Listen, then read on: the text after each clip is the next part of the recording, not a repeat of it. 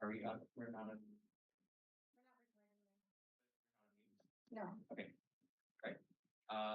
Ms. Jessica, could you test? Just do a mic check. You're not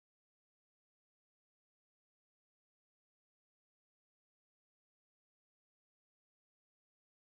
hear me? Yes. Okay. You can hear me.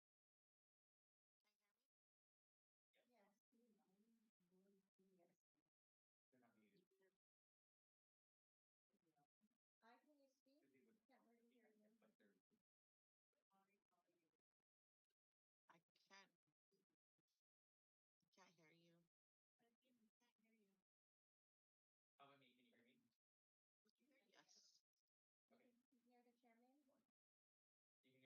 Okay,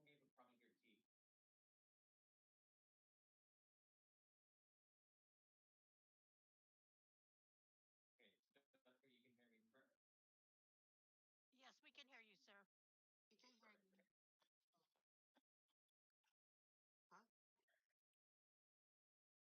so before we start, we all please rise and we will say the unit first. Unit first. Begin with start with low value and low moving start with low then about the people and then you who press in my level about pretending and defending leading itakura bilang coffee di airi ihan dari tanong kemudian ini terus tidak terus dengan rasa festival festival juga tidak dengan jawab dan jadi thank you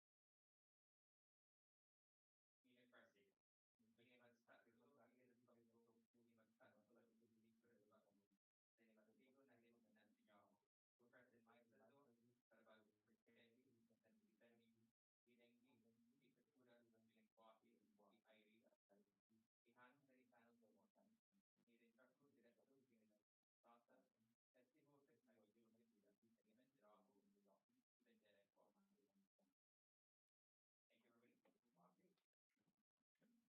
time is 1:09 and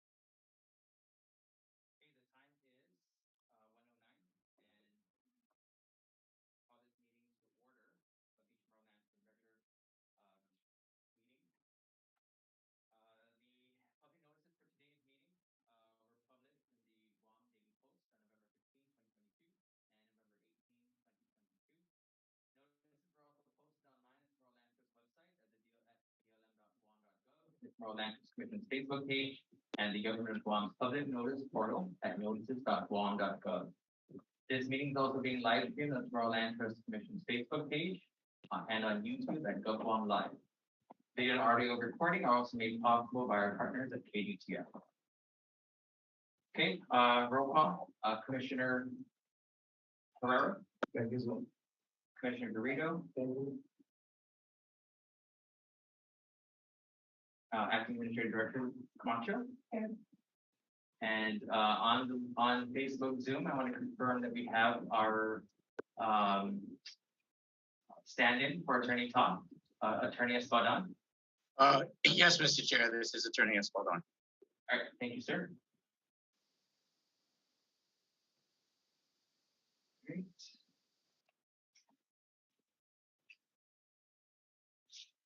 Okay, I have forum today, and so we'll begin with our first agenda item, which is the approval of the minutes. Attorney Espadon, just to confirm quorum, today we have present with us is Commissioner David Herrera, Commissioner Earl Garrido. Okay, so commissioners, we have before us our approval of the minutes. We have one that has been a backlog since December 16, 2021. We have May 19, 2022 and July 28, 2022. So that's up for approval. And just quickly, I'd like to welcome Commissioner Garrido to his first meeting today. Thank you so much for going through the process and being part of our commission. And just for awareness, Commissioner Bedalio's confirmation hearing was last week, and she should be on the agenda to be voted back on, hopefully, to our commission. And then we will still have one more open spot. Okay, so thank you. Welcome. And then for everybody here, we apologize if AC is not currently working. We do have some portable units, so if you need to take a breather, please feel free to step out. Okay, so commissioners, we have our meeting minutes to approve. So are there any questions from this time? Tina, anything to to be aware of in the minutes? Not as far as transcribing, but, I don't know if you wanna mention that Commissioner Dorito and Commissioner Herrera were not Present present in the during, December 16th. correct, Correct. and maybe, Commissioner Dorito wasn't present for May and July, so.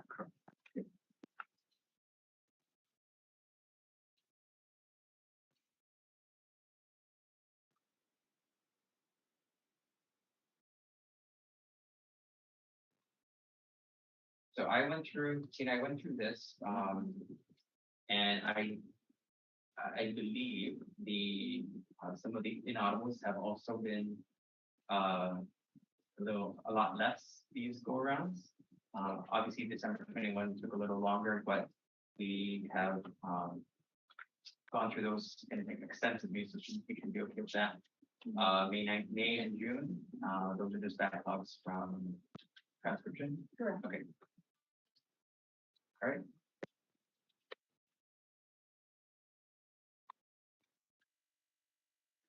Any questions? I have a question. Yes, Steve. On page 6 of 41. Okay, December, Correct. December meeting. Okay. This is the picture, I guess it's the issue with eligibility, and this is on the Auckland, Dr. Auckland's Yes. case. Okay. There's a document assigning a beneficiary or a successor. Yes. So what I noticed is that the grandchildren are not qualified to be a beneficiary. That way. Grandchildren are not. I believe Dr. Oven is the daughter of Mr. Oven. Yeah. Okay. So I guess question probably to the legal counsel is that is there a specific reason why grandchildren are not included as the beneficiaries? I can refer to the legal counsel or anyone here that can answer that. Andrew, do you want to take that? I mean, that's part of what was in the eligibility of beneficiary slash successors. So By law. by law, just the way that the law it's given specific to those two, who could be named the beneficiary And in relation to and in relation to. African entities. So, for some reason, it was not included in the law. So here, the successor here is a grandchild, The daughter, the daughter. The daughter. she is the daughter to the last. I see. So because the lease is a 99 year lease, we're saying our lifespan is about maybe 40, 60 years old. So the daughter may expire before the 99. So the current lessee is Mr. Oven, That yes, and then his beneficiary, so Mr. Oven is still alive. is So his beneficiary is his name, his daughter, correct. as the beneficiary. So when the lease is eventually transferred to the daughter, she can get her successor at that point. So it'll be upon the transfer of the lease successor. Okay. So you'll have to transfer to her before it gets transferred to any of the firm. So let's say the daughter assigns the daughter. That would be the granddaughter of Dr. Abu. No, the daughter. The daughter, Mr. Evans. right? It's just a sister now. But then she becomes, so, But the once lease it's holder now. awarded to, it's awarded to her, she is now, leaseholder. Then, she names her successor, so it's still, to the child. And if the child, then that's still within Yes, the law. because of this thing. Essentially not a granddaughter of Dr. Abu. Yeah, she's the daughter of. In your scenarios, she's the hypothetically, Dr. Oven's daughter is going to be the leaseholder, his name successor, but it's not an assignment from Mr. Oven to the granddaughter. Okay, understand. All right, thank you, Mr. Chairman. That's all.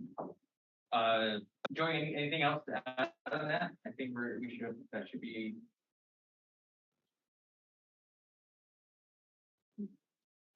Mr. Cruz, you're muted. Oh, he doesn't have a. Oh, maybe you should just sit with us, Mr. Cruz. Anything else to add to that, Mr. Cruz? No, yes, in regards to Mr. Concern regarding grandchildren, when we discussed the additional authority, we will go over that, protect something more reimbursement. I see. I agree. Thank you, Mr. Chairman. Okay, no, thank you, sir. Okay, any other questions?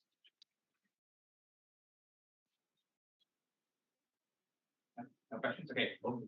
Okay, so, again, the action before us is to approve these minutes, so Commissioner Herrera, or Commissioner Garrido, you can take action.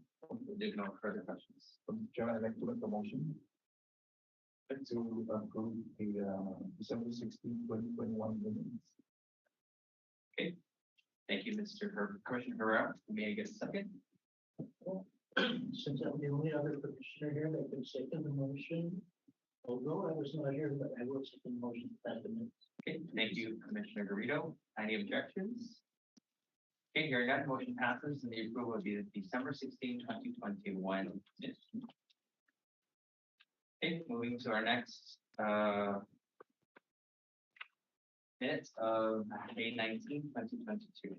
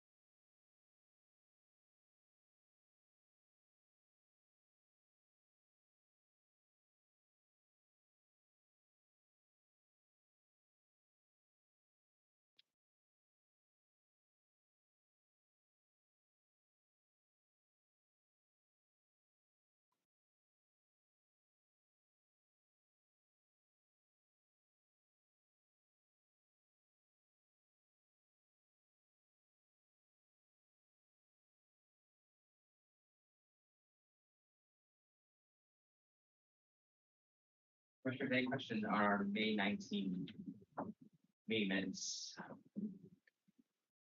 I have one, Mr. Chairman. Please. On page 36 or 58 on May 19, 2022. Okay. Mr. or Director Joseph Bora came by and made a presentation and we listed down projects that were kind of promised back in 1993. That was in June of 1993, Public Law 2018. Back then, the legislature approved to reserve 32,000 acres, 32,000 acres in 1993. The chairperson at that time was Senator Ed Rogers. And at that time, we were in a transition to implement the CHamoru Land Trust Commission that was Public Law 12-226 that was offered by Senator Bo Woodazzi. Yes.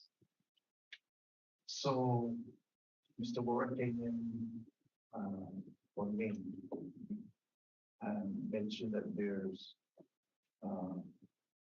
projects that are kind of being planned for cultural centers. And then he also noted that there was, over acreage of, inventory for Department of Education, and he mentioned the property next to, Batola Road. And we can go back to that minutes and identify that. Okay, so he also mentioned, there was like 100 acres for Department of Education. And, right now we're saying in the respect that that was kind of over acreage at that time. Because all these acres have not been developed, maybe, I would say maybe 5 acres. That is being used today to construct one elementary school. The rest stayed idle since 1993 until today, and that's about 30 years ago. And then he mentioned the cultural center, and he also mentioned Lot 4A in Agate that contains about 200 some acres, and that was for also cultural center.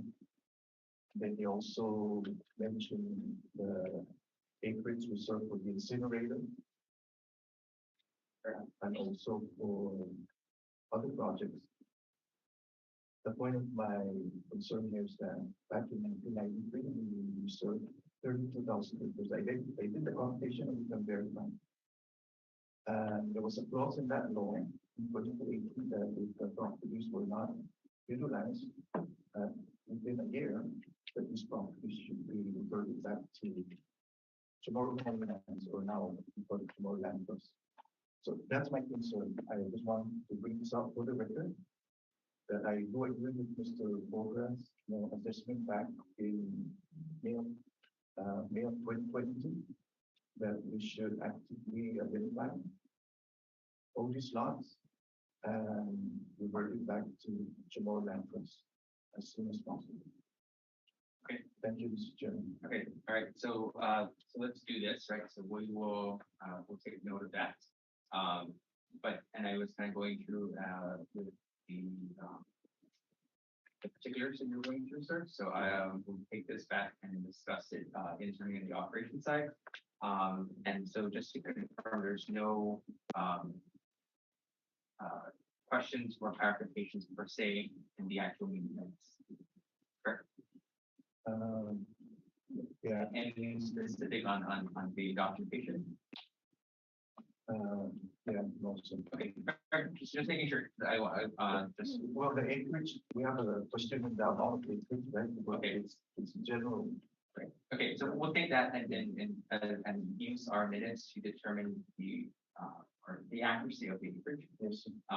And then we can make, we'll take that as a, in addition to not necessarily what was discussed there, but as another item, that we can have the operations that we're, okay.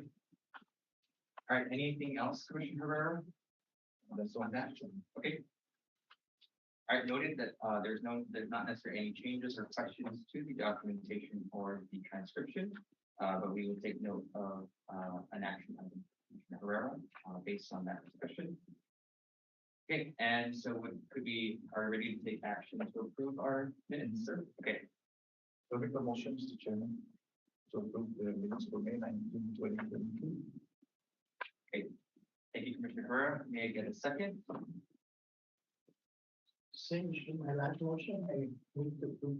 Thank you, Commissioner Garrido. Any objections?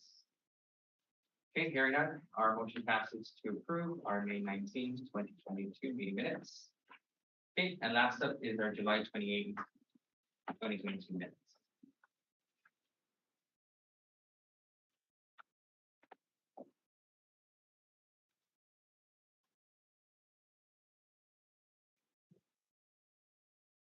Tina, just to confirm, this was the last one to be approved, or do we have? We didn't meet in September, we didn't meet in October. Did we have one in August? No. Yeah, probably done in August as well, right? Okay.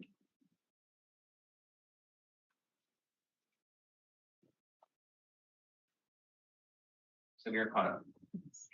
Okay.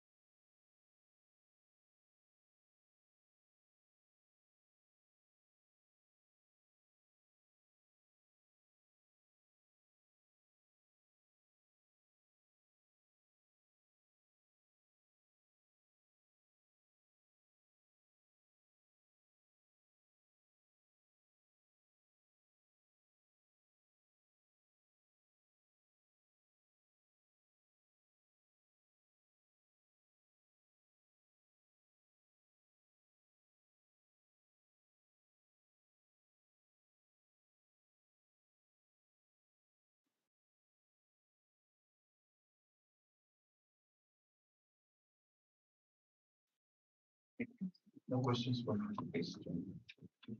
Any questions? Okay. All right, Commissioners, take the last action. Okay, I'd like to make another motion to approve the minutes.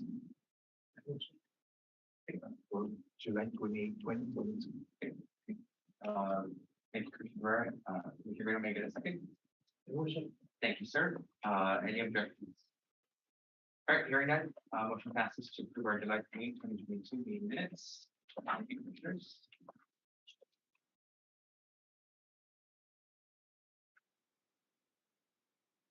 Okay, next item on our agenda, we have the MOU with the Guam Housing Corporation, ING. My understanding is we've got a couple of edits, Yes. more to make.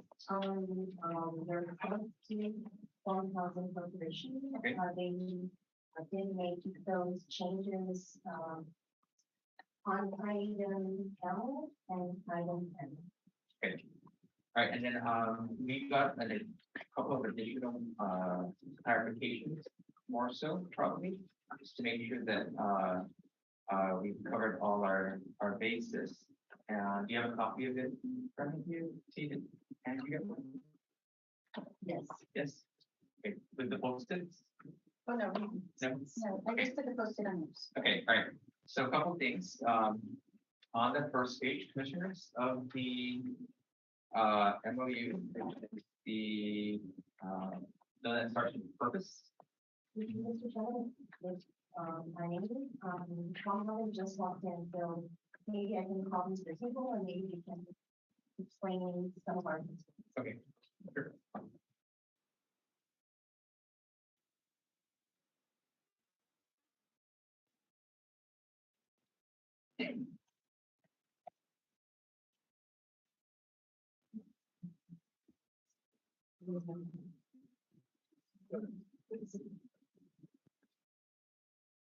Commissioner Guido, do you have anything?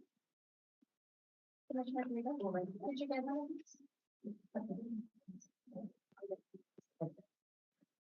Thank you for joining us from Guam Housing. For the record, please state your name and state your name. Good afternoon. Mr. Chairman and members of the board, my name is Edith Magnesia, resident of Guam Housing Corporation. Thank you, Mr. Nguyen.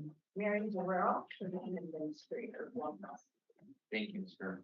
All right, so we're just going through the MOU that we discussed. And commissioners, and so just a couple of things to point out to our commissioners, and maybe I don't think these were part of the back and forth with Attorney Cuny, but I think it's just ensuring that the verbiage is accurate. All right, so commissioners, I want to begin with on the first page of the MOU, under recitals, item number 2. And Commissioner Ferrari, let's use this copy. The one in your packet is fine, or the one that Tina provided. Okay, so on the first, second page, sorry, under recitals. All right, just to be clear, right, so, I'll just read this out, Mr. Ramos came in. So whereas CLT said they agreed to assist GHC with implementing a program to provide a mortgage home loans and eligible beneficiary who may not be a first-time homeowner and who currently changing the word owns, right, should be changed to lease land this property. I see. Okay. Commissioners, any, so that's one of the changes. And then on the second page, or actually page 2, labeled below, under agreement, section B, section 5, subsection B. Page 2. Okay, section, yep. Okay, so I'm gonna kind of read it through, starting, I'll start from the top, or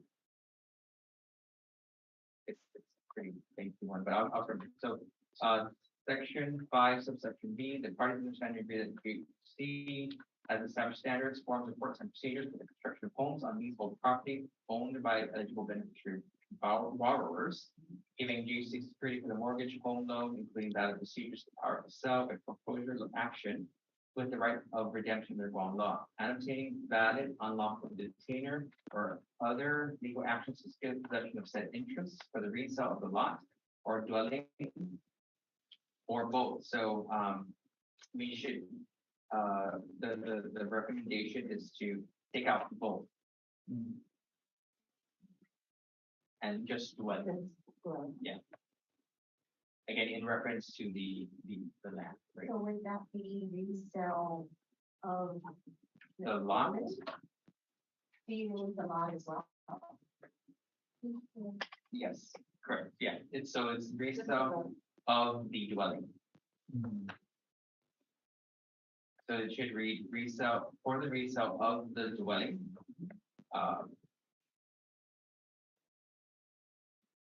So again, just to read that last, new actions to secure the possession of said interests for the resale of the dwelling to include assigning such lease or deed interests by deed to GHC.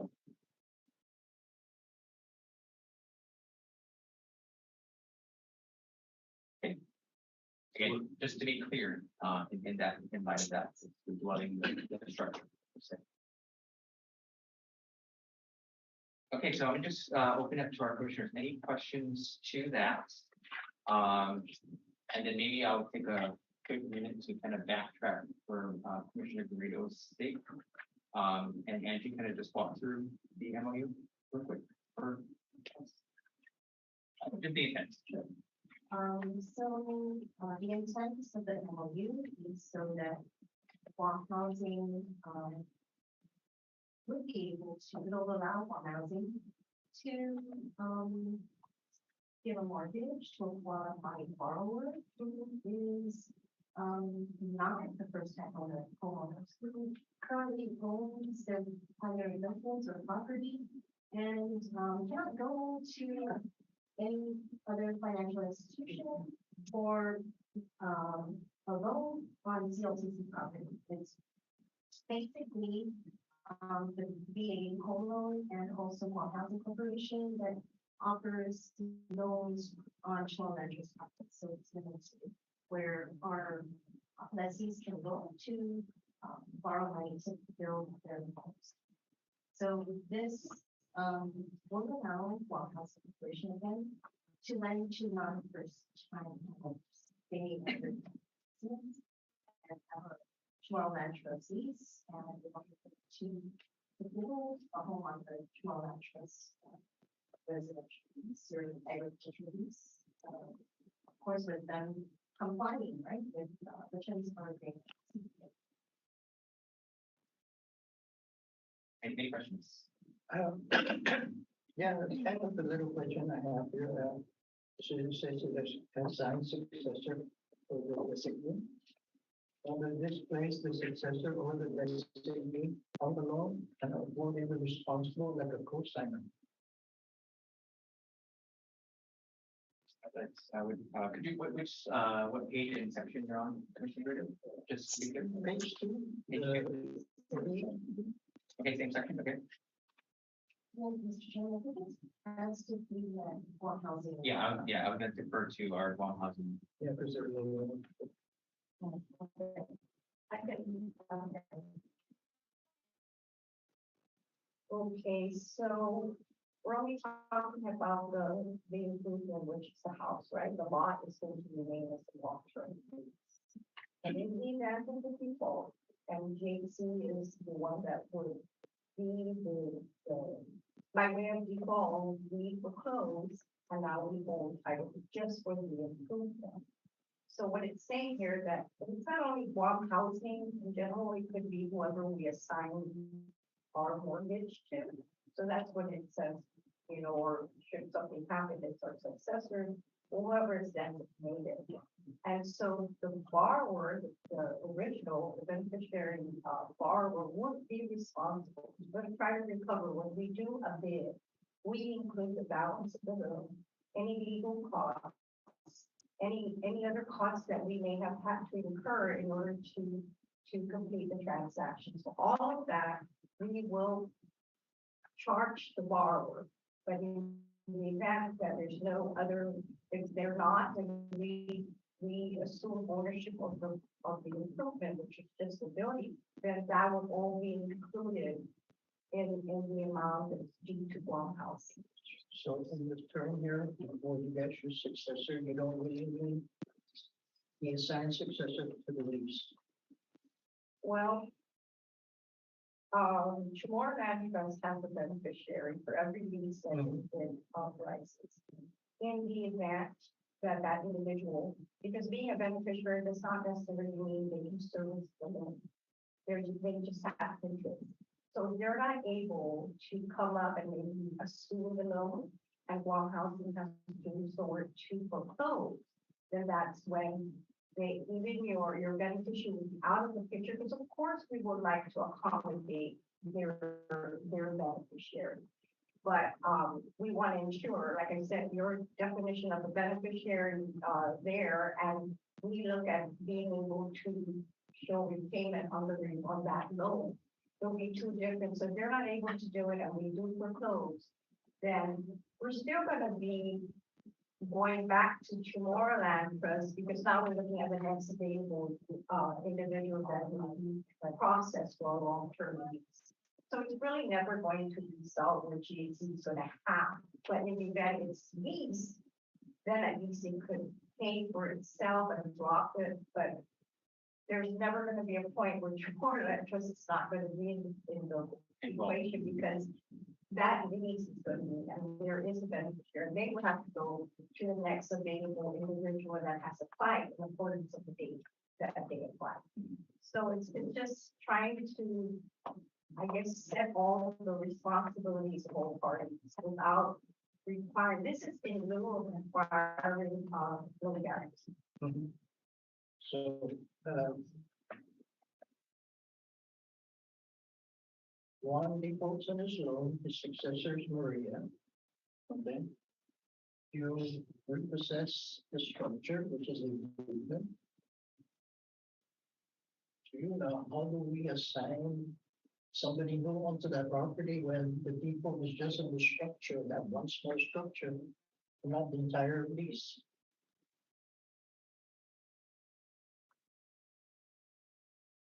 We will work with CHamoru Land Trust. We won't pursue foreclosure if there is a remedy in sight for another applicant to assume the lease. That will all have to be explored. I mean, you have thousands of names under there. Trying To me, there's only one applicant that could step in, and that's whoever the assignment successor is to that lease. So that it's going to get sticky unless it's what happens. I think we can walk through that, Commissioner Brito. That's Commissioner Hurry, you want to add a question added to that? And no, just to add to the qualification requirement, the eligible beneficiary must comply Also with qualify. public law 35-112. Correct. And the loan is assumable. Yes, yes. Yes, so the loan is assumable. Okay. The beneficiary or the successors would come from our list, our inventory. So 35-112. So if the successor is not able to assume, and then it'll go to the next qualified applicant. So it's not just the structure then, it's also the It'll be to be the lease and the structure. because there's For the next qualified. no way we can piecemeal off just the land where the structure is on. Correct. So that lease could be considered void and terminated. Yes, there's a lot of doing that. Then we actually have a standard that, saying how we steer default. And when the default is considered a default, it's not kind of, they would not in it. But it also does it in how, that we pay to terminate, really, the default, find another, applicant in that, to take over the debt, with the loan, and all that other good stuff. So there is a process that we take, and it's possible. And it can be done, in I was just trying to Raj, visualize how that would Hi, can I work. speak with Mr. Joey?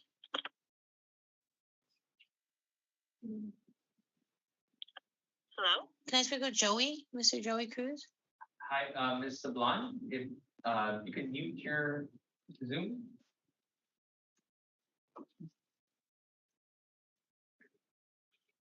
Sorry about that. Hello? Okay.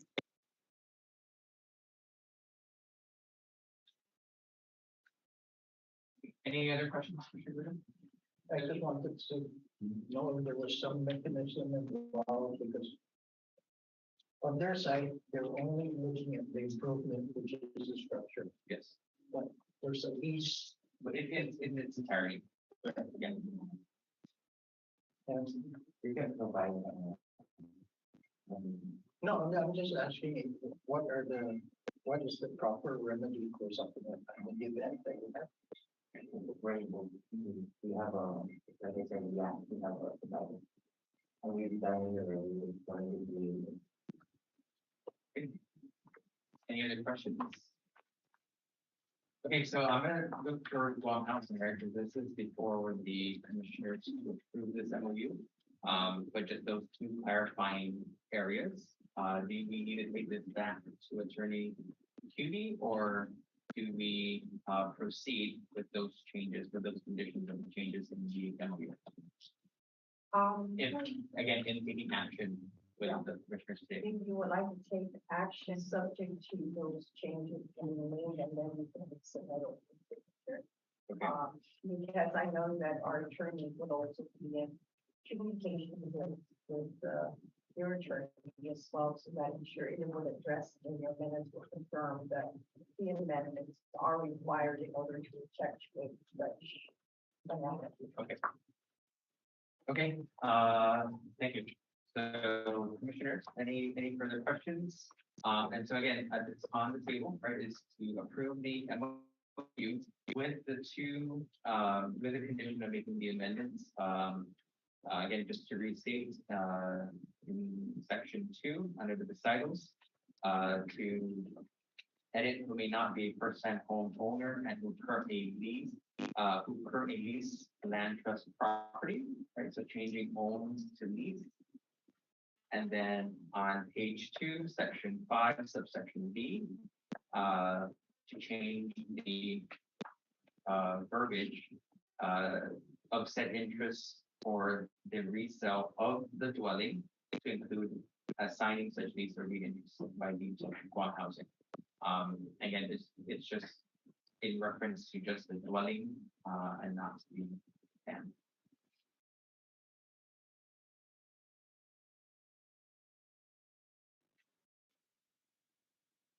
Okay, so if no further questions, do we want to take action?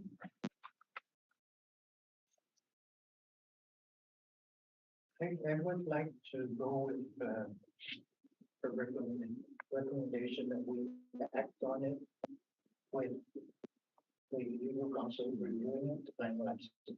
For the two, in conditions for the condition of the two amendments. Okay, we can do that.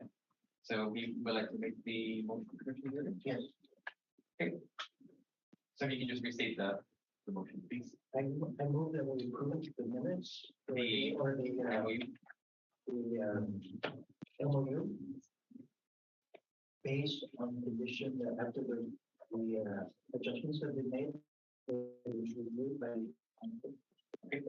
Thank you, Commissioner Commissioner Rio. May I get a second? I second the motion. Thank you, Commissioner Herrera. Any objections? Okay, hearing none, the motion passes to approve the MOU with Guam Housing, subject to the condition the amendments made. Okay, thank you very much for staying in this room.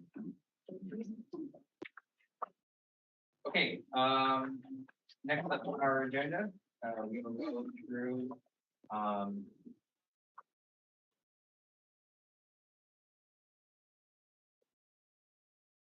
the resolution. So, sorry, old business number two, resolution number 22-022-01. The delegation of responsibility for the administrative director for approval of eligible beneficiaries to the CHamoru Land Trust. All right, Joey, just to confirm, there's no action here. We just need to sign on the resolution, correct?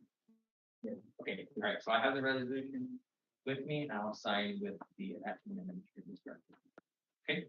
We'll get 13 copies of it. Okay, cool. All right, with the date use. Okay, next up is Mr. Chair, this is Deputy AG Espaldon. So I wasn't clear, what was the action or decision on this delegation on the resolution?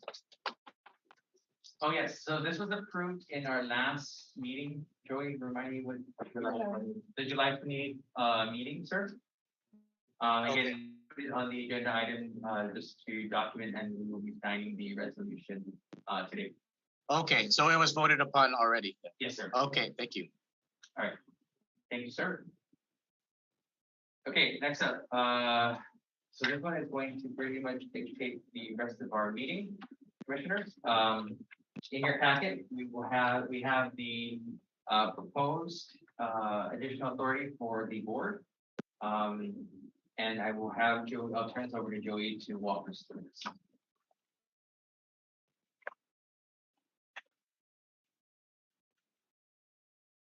And then Joey, could you also add to what the next steps once if we take action in this case. So before the board is going to start to revise of the resolution authority, I actually like to give a little history on what caused like the full additional authority for the board for the benefit of Commissioner Herrera and the year.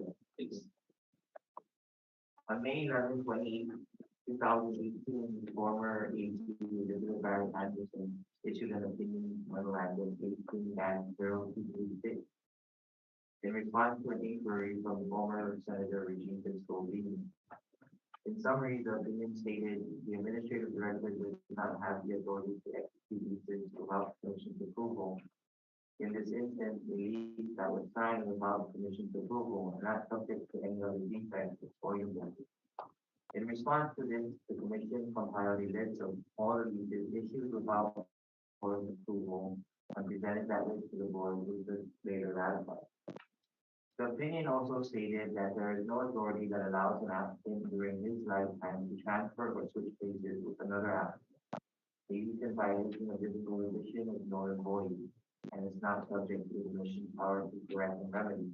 Applicants should be permitted to resume their prior sequential status subject to the order of the date and time they apply. Again, the commission compiled a listing of all leases that were awarded to applicants by switching date and time, and gave an applicant time to bring his application rights to another qualified individual. This system is known as the null and void system, which the board has been discussing for several months already. The list consists of a little over 100 names or letters, and approximately 16 civil things have been categorized as adjudicated. After all of that, we went back and we conducted another review of files that were issued that may have been potentially done contrary to law. From the review, we have found the following different acts. 1. Leases were awarded to the applicant prior to the date time. 2. Leases were awarded to applicants on unregistered property. 3. Leases were awarded to successors who are not qualified based on the authorized line of successorship, which is the Commissioner question.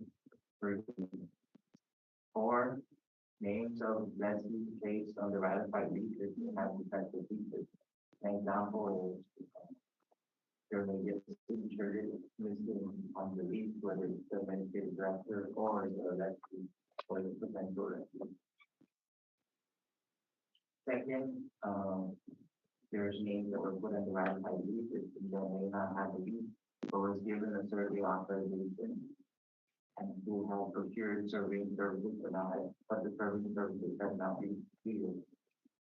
And then the last one was we were issued the applicant who put application type. So they initially applied for a residential lease, but then they put application type to another proposal. The initial proposed additional authority was approved by the board in October 2021. But after discovering that leases were awarded to applicants that were contrary to law outside of the board passed by the board, we went back to work with the attorney general to try to resolve. There's not 100% a majority of the issues that were facing. So today, in the package, we present to you the updated or revised additional authority that was approved. That was initially approved on October 2021. The additional authority that's document will resolve at least 90% are concerned for the issues that were going to face. If you remember about a month ago, we only covered the next 5 names in line, and that's because the 6 names in line has an issue. I don't remember what the issue is, but it's one of the issues that I was trying to treat. It could have been a switch of application type, it could have been a switch of transfer. So Joey, to confirm that this you're referring to is the December 1995 list that we started with. Or it could have been that around how the method was separate. Or if you review the additional authority presented, and everything we just mentioned to be addressed or be resolved by the additional authority was proposed. This authority can be accepted by the commission, although if it is, we would prepare a resolution, have everybody sign it, or if the law needs to be amended, there's our rules and regulations that can be amended by law. So it's just not easy to go about there to be very So it basically, commissioners, is basically our request to the legislature to help us to be able to resolve some of these issues. Joey, I had a question, right? And I know I've asked this before, I just want to make sure it's clear, right, with the commissioners. So we did the first 5, we ran into an issue with number 6, for example. But let's say hypothetically number 7, 8, 9, 10, 11, 12 have no issues and we can proceed. What is preventing us from, we're not necessarily skipping over, but there has been action taken on number 6, be it jumping the line, whatever the case may be, right?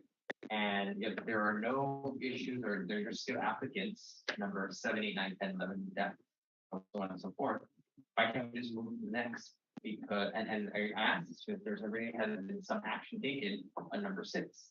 So I firmly believe that we still need to take care and figure out how to address, right, these issues of the past per se.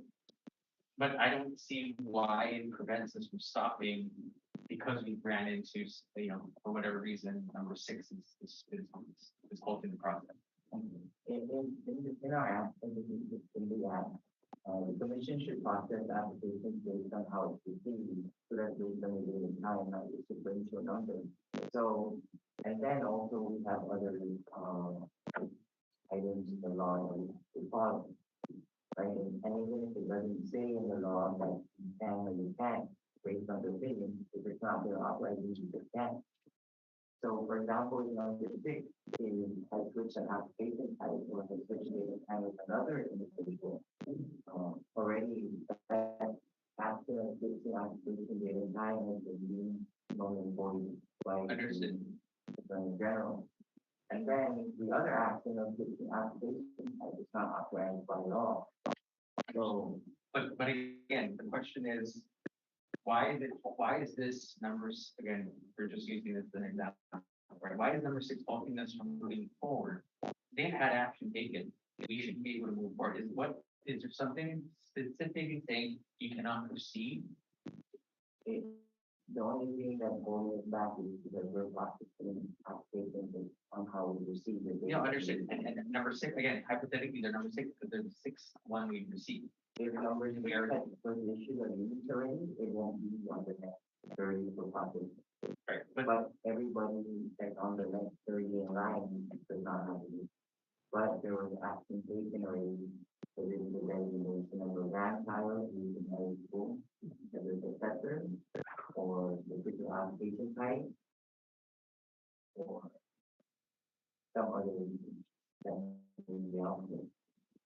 But couldn't, going with what he's saying, couldn't you sideline number 6 and throw in number 7? And if there's no problems with number 7, that way the process doesn't just stop because of the problem. Because right now it stops. Commissioner said it stops. We want to get that going. The law that allows us to move forward other than the law telling us how we should process the application. So the law says it's processed based on how we receive it, which is saving time. If you're number 6 and you don't have it and Commissioner Rivera and the 7 and have it 801, we can't process it again because we're bypassing you. No, we're not bypassing them. We're just setting them aside so that our progress doesn't stop. Yeah, It because you doesn't say come that, to a dead stop. because you say there's an issue with this, so that means it's already been addressed in one way, shape, or form. It's been identified by us, but not necessarily issues with it. I understand that there's no action and it's whatever the problem is, but it shouldn't stop us from moving forward. I just want to be clear that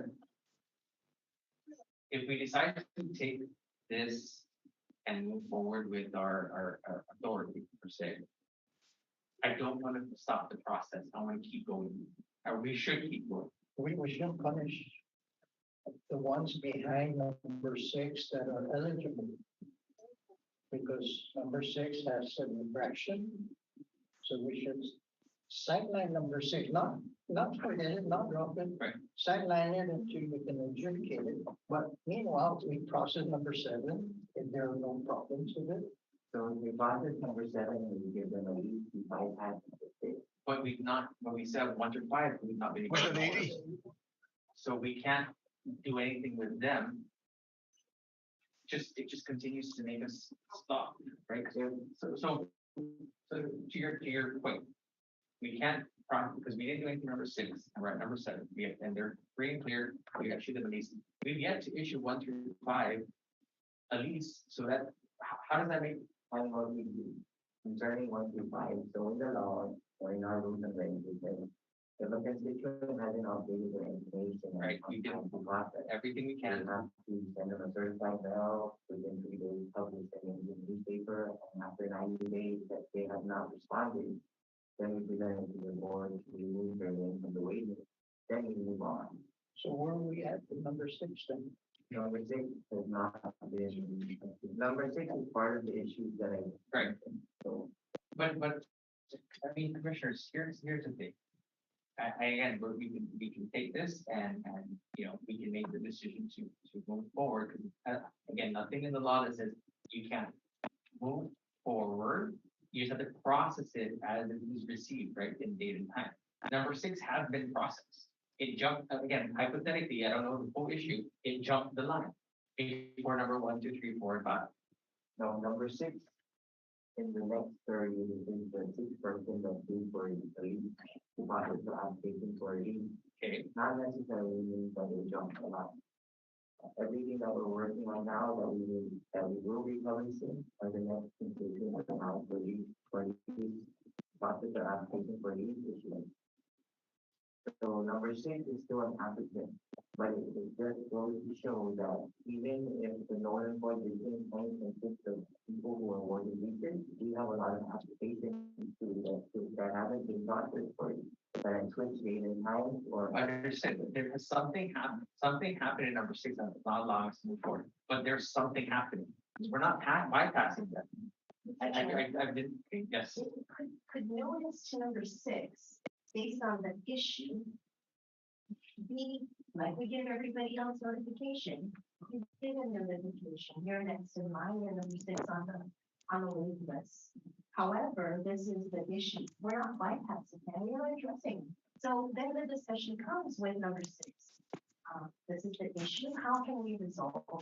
Maybe he wants to change the name of his beneficiary if it's somebody that doesn't qualify for fall within the law. Yeah. And just to be clear, this where we're stopped is from the first 30. Right. And so, okay. So like if number 6 is a beneficiary issue, then we cannot get a hold of that original applicant that they're receiving now. So, So that's what it is. the beneficiary is deceased as well as the The primary? original applicant. If number 6 issue is because the designation of a beneficiary was a grandchild, which is not allowed by law as a successor, then we stop. But doesn't the board have authority to assign a successor? The board has authority to name a successor based in the this approved successorship. Right. Spouse, children, widowers, the brothers and sisters, nieces and nephews of the siblings. Right. But not anywhere outside of that. Understood, yeah, but aren't we, again, if that's this issue, we could address it and move on. But what we're But- proposing today Yes. in the additional authority is to allow the board to designate up to the third consanguinity of relation. So the third consanguinity extends all the way to the grandchildren, which is number 6. So if we go back and we action number 6, let's just say, okay, we notify number 6 that for the ineligibility of the successor, you guys name somebody else, but approve or accept the additional authority. And that would just be a time for them to consent. No, we're not trying to circumvent that. We're gonna do it the right way. I just don't want it to force us to continue on. If the board should decide or to choose, they want us to move forward, even if we bump into the challenges like what we're on today, 6, 15, 27. then that would be a part of the board may decide they may want to create for us. But as far as us processing applications to the field of the law, they're gonna stop at 5 because this type of problem. But then, Mr. Chairman, so then, with this, if we could proceed with this and legislation is granted to give the board this authority, that would address this. Correct, but it's not, I don't want it to hold us up. For us to get this through and then back and forth, it could take a while. But I don't want us to stop, which again, this is where we've led to it, and hence we've not met, right, as a commission, for one reason or the other. But this is, we just can't stop. And we don't want to stop either, but because there's no proper guidance to move forward, if we continue the path that and just keep going and we get 6 and go to 7 or put 6 aside, however you want to put it, we're gonna keep continuing in the path that we're practicing in the past. But we're going in order. We're going in order of application received.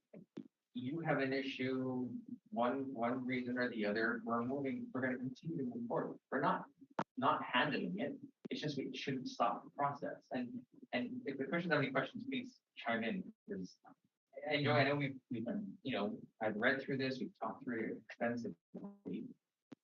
Unless there's something that says you cannot move to the next explicitly, I feel that we should try and move forward without necessarily saying that we skipped you. No, there's something wrong that we need to address. Either we address it correctly and we're gonna follow the law in addressing it, and then if we have if we get these additional authority, this can fix some of our older problems and not necessarily just the applicant, right?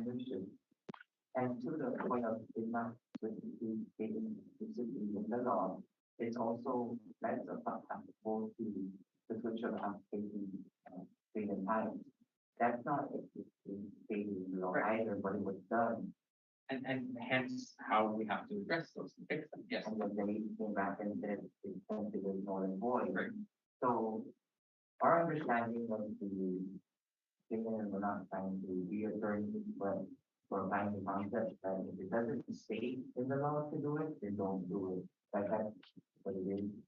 But it's still, we're moving and we're proceeding with air to caution, knowing that we're not, again, we're not skipping anyone. We're going to go as your application is received. We just can't stop. Understood, and we don't want to stop either, and if it's the board's position for us to move to number 7, okay, we can do that, we just need a policy to say that. But just know that when it does come time that we do issue a lease from number 1 through 5, we still take because of the issue that's still pending. We pass it 7, we award 7 a lease, then it's like we're bypassing it. You know, there's, so we're all for moving forward, no doubt. We want to move forward, but we just need some clarity on how we're gonna move forward. All right, for the interest of time, commissioners, I believe we have, Attorney Espadon just maybe for another an hour or less, so let's, if you have any questions on this, yeah. I'd like to defer my decision to the attorney. Let's hear this. Okay, yes, we will, I like the qualification to go on record that have we sent them a certified no force an action? The first 5, see, that's Have a they problem. responded? I'm not too sure. I don't Because know that about that. bill has 90 days limit, you said, or Yes. time limit? They have 90 days to respond. So I think we're only on going to 30 days. Also, it's a brand new. I think We just sent out, for again, it's 5, right? We could have sent for 30, I feel we could have pushed this a little harder, but again, this is, we haven't met, right? And I get it, so. And our other reason for not being paid is if an applicant had switched their date and time with another applicant. The applicant that's reading today is the applicant that it should revert to the original, which is not the original. So the original applicant will not afford the due process. So if we were to send out certified mail to the applicant that switched date and time, You know, it should be the original. but what I'm saying is that if the applicant who switched date and time that was fixed to revert back, they Understood. would have informed the applicant. So if applicant number 6 switched with applicant number 752, I'm sorry, 752 and 6, until we get to 752, we'll deal with that at the same time as we're doing this. But we would have notified 6, it should have been 752, and not the original 6, which is 752 now. So we wouldn't have, Understood, but that, we're not gonna notify them, we're just moving, here's moving on. just for the sake of, the you mentioned, we should have notified. 30, but- Understood, but we will move on to the next. Well, let's address maybe the attorney, deputy attorney, Espadon. Commissioner Ferrer, please. Oh, yes, go ahead. Yes, Commissioner, you can address. Attorney, can you hear our audio? Yes, I can, Commissioner, although I will let you know that aside from the chair, who I can hear crystal clear, the rest of the folks are probably about 80%. So I'm trying to, make out exactly what's being said. I think I'm being able to, I'm following it, and I followed this discussion as best as I could. But just to let you know that I am having a little bit of issues with especially with the staff, with the administrative director and the staff. It's a little difficult to make out everything. But Okay, Mr. Chair, you're crystal clear for me. okay, because, we have these mics directly, so we moved it all in. So Attorney Espadon, I think maybe Commissioner Herrera is wanting to defer, if you can, again, what I'm trying to describe or talk through with the team, the commissioners, is our ability to move forward, despite an issue, again, we're speaking about number 6, right, through this whole discussion. to just move forward, knowing that number 6 has an issue that Right, we addressed. right. And for us just to continue moving forward, in working with the December 95 list. Right. So what I have not heard in the discussion is whether or not this issue has been brought up with Attorney Toft before and what he said. Because I did hear you, Mr. Chair, when you were talking about if there is nothing that says you can't do it in this situation, that says that you cannot move on, especially when you're trying to resolve, a case that's, that's in order. I can see how you want to resolve and deal with cases in order, but it sounds like, and you can correct me if I'm wrong, it sounds like the staff might be saying you have to resolve the case before you move forward. I don't know whether or not that's a very practical thing to do. I think that's what you're talking about. But the question is whether or not that's legally required. Again, that's something that I think that if Mr. Toft has kind of advised the commission on that, then I would like to know that. I don't remember him discussing that. Otherwise, what would be helpful is that if he has, or if he has not, if the staff does and is able to point to us any place in the law or in your procedures or in anything which says that you have to resolve a case before you move to the other one, then we'd be interested to see that. Yeah, let me, Joyce, I believe ran this, at least the proposal, but what was Attorney Toft's position in general, in kind of, we have to stick a hold? No, I don't know for sure or exactly what he said, but he didn't have a problem with like stopping and fine. Because if he did, we would have probably used more. But didn't have a problem with moving forward, because we, the recommendation was to stop. But what did we ask, should we or can we continue to move forward despite it not explicitly being? We didn't because we had a basic concern about not moving forward, but we accepted what we presented in the public. Right. But we also work hand in hand to develop the additional authority. Right, again, the additional authority is to solve the issues, not necessarily addressing to move forward, to continue with the list. We can send him that question. And if we should, otherwise, to move forward, then we will. Okay, so let me take a step back and address, because I definitely think we should propose this to be able to help solve not only the applicant list, but also these other issues that we have, right, commissioners, that continue to be stumbled upon. However, I feel that we should proceed To move to keep going to on number 7. to number 7, 8, 9, up to the next 100,000 on December 95. Okay. How about number 6? And number 6 gets Notification. number 6 gets They got the number. Just like everybody. We're waiting for a response, right? So no, number 6 has we stopped at number 5. We have not done anything. for clarification, we're going to inform number 6 who is the ineligible beneficiary of that application, that their application is next in for processing. Is that, because that's the letters we're sending out. And the next in line. I think you still need to address it to the original applicants. And then Not the substitute, yeah. I think you still address it to the original. Yes. So how this all happened, right? So Joey, I'm sorry, can you just take down the ones? Or get closer to the yeah. So how it all happened, right? Like back then, you come in, you want to name your rent, how you beneficiary. Okay, you fill out a form, the director approves it, it's sent to the database. It then into the admin section to update the database, rename the successor. If the original applicant passes away, they effectuate the successorship. So I'm not saying that the original applicant's name was completely removed, but in the database now it reads Maria. When the original applicant was John, So but we have documents to include the original applicants. it should be in the Yeah, file right, okay. application. So we just need to know who That's why to send it to the original applicant, Yes. who's complete, and we won't get any type of feedback from. And we, however, we know for sure we've got all the documentation that this person's received. It should be there. Okay, so that's, all right, so commissioners, here's what I think should be done.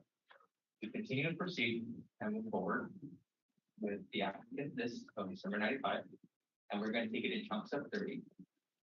Which is again, has always been a plan, right? That was in our June, July, May meeting, even sooner. And we just get through that. Let's continue and proceed. However, I think in tandem, we should still approve or recommend these changes, because these will not only help support our 95 list, it'll help them support everything that has been done. It's almost like we're having to pay for our sins at this point. Because of all the stuff that has been done. And we have to get, either we get this changed, or we're gonna continue to sit here and talk through cases on a day-to-day basis that we haven't addressed or had issues. Third thing, I just have to, also with this, the mention, so where there's a lot of STs that have been already going there and we have constructed homes. Have been farming, but improve the property for surveying. That's another considering. Yeah, but we shouldn't let those other 9 items prevent us from moving forward with the dilemma we're having with number 6. Yeah. Now, to add on to what you said about grand development number 6, I think we should send a letter to the original applicant and his successor. Okay, and we put a timeline on that. Joey, you said it's a 90-day, can we cut shorter? No, by now you're about Okay, so let's send them out a 90-day notice to both the original and his assigned successor. And if they don't respond, then case closed on that. And if they do respond, right, remember, we have to still qualify, even if they're an assigned beneficiary during certain problem. Because it's not a lease that has been issued, they still have to qualify. And we'll go through that whole process. now for that situation. Now, how about for the situation where people put the application in time? Who do we notify? The original. We only the original, the one who was at the top of the list that switched to someone at the bottom. We don't care about the bottom. We send it out to the top. So it is gonna be perceived that the board is gonna. Because it was an illegal swap. Understood, so will that actually be perceived, at least from administratively, that the board is gonna take the stand that everybody who's with application date and time will be reverted? Because there's a lot of leases also like that. Right. We will address that once we get through this. We will not take action, we cannot take action. However, we can continue forward. Now, if you come across these applicants of that nature, right? Again, we send it to the original, and if they come in, but guess what? We can't address you until we can address you. And just so you know, then there may be an influx of constituent matters being presented to the board, because only the board can authorize to be reverted back. But we don't have that authority to do. Or you just said that it's considered more important and should be reverted back. So, I mean, is the board gonna accept the recommendation of the opinion? Or That's the legal opinion from I had it in the second point. So Commissioner, yeah, that's exactly how we've been having to come through this, right? And so as long as we are going to go through the process to fix the errors or with this additional authority to be able to do that, then I say, yeah. It'd have to come through us anyway. We just want to clarify for the process, for the sake of. Right, and again, we have to continue to move forward, and again, we're only at 30 commissioners, there's over 1,200, or over 11. Well, no, for the December 95, that was made very clear by the in your, speaker of the house. yeah, So just for that, just so I understand, we're going to, number 6, we're gonna send to both the original applicant and the beneficiary that's in our database. If that's the case for number 6, if that's, I'd say, I mean, that's the recommendation, yes. Okay. And then, if in the event they do respond, right, and just, I said, They maintain their status of the top of the list, basically. And we just have to And deal the with it. process from We there. have to just process as we would normally go through. We're not gonna throw them down to the end of the line. understood. Okay, and so this also may be considered, I'm just thinking because if we get over the 5, we come to number 6, we process for leave, but we know that because he's not, or he is not an eligible successor to the application, They still have to qualify though. understood, Eligible. qualify as an eligible beneficiary, but to qualify as a successor. Remember, there's conditions too. If the notice of the deceased has a time box, the notice to claim or assign as a successor has a time box. If they've also not met any of those time boxes, I mean, that's how we should be processing. But we're also making sure that those have been applied to by, but we'll go ahead and we'll proceed based on the board desires to process number 6 and move forward and notify both the original applicant and the beneficiary. And I guess when it comes time to leave the board and If they don't respond, then that terminates their position in the line. If they do respond, the respondent has to pre-qualify again, right? provide information. Yeah. But we're not going to dump them to the bottom of Yeah. the list. No, We'll we're not. maintain them at the high level. Because who knows, maybe I'm being optimistic. Let's say you were able to go all 30 after we set number 6 aside, right? And we fix number 6, they automatically become 31. Because we processed 30 already. When you think of it that way, but we've addressed, no, but however, we've addressed number 6 and managed them in their date and time, and so be it their numeric numbers, yes. But they're just processed. Yeah. Because if we're down at 700 and they came quicker than everybody else, they may be number 72, right? But they've been notified, they responded. 1.2 though, if they don't contact us, they're deceased. Yeah, the time. Then just bring it to The the board. timeline, Yeah. that they take it out of the, yeah.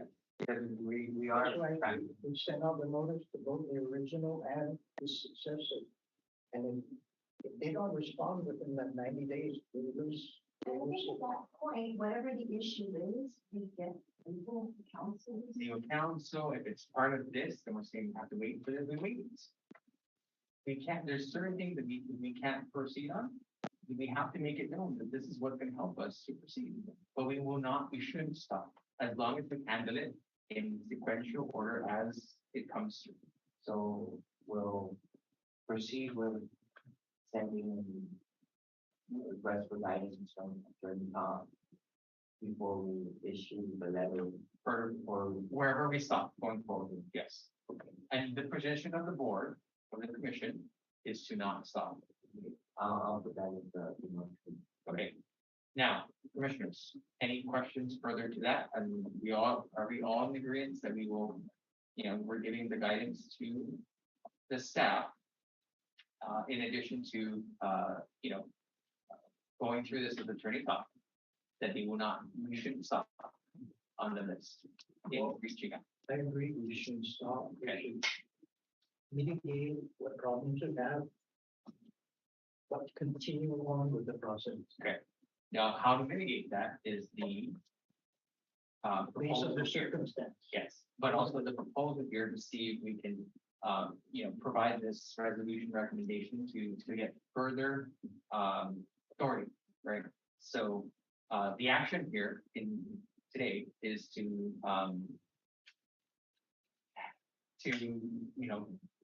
ask for additional authority. So any questions on this, and are we ready to take action to proceed with this resolution?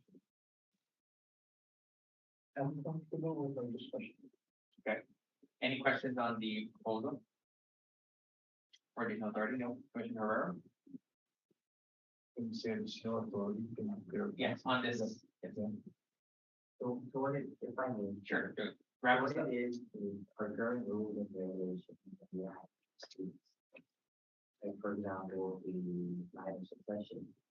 Can only, the eligible people can only use this, the spouse, children, widowers, the brothers, sisters, and then the nephew. So this additional authority would increase that and allow it up into the third time family relation to the grandchildren. That's one of the items in our additional authority. Also, the additional authority, I can just go over it. So the first item, 5.3C, reads an applicant may request a switch of application type from residential to agriculture or agricultural to residential.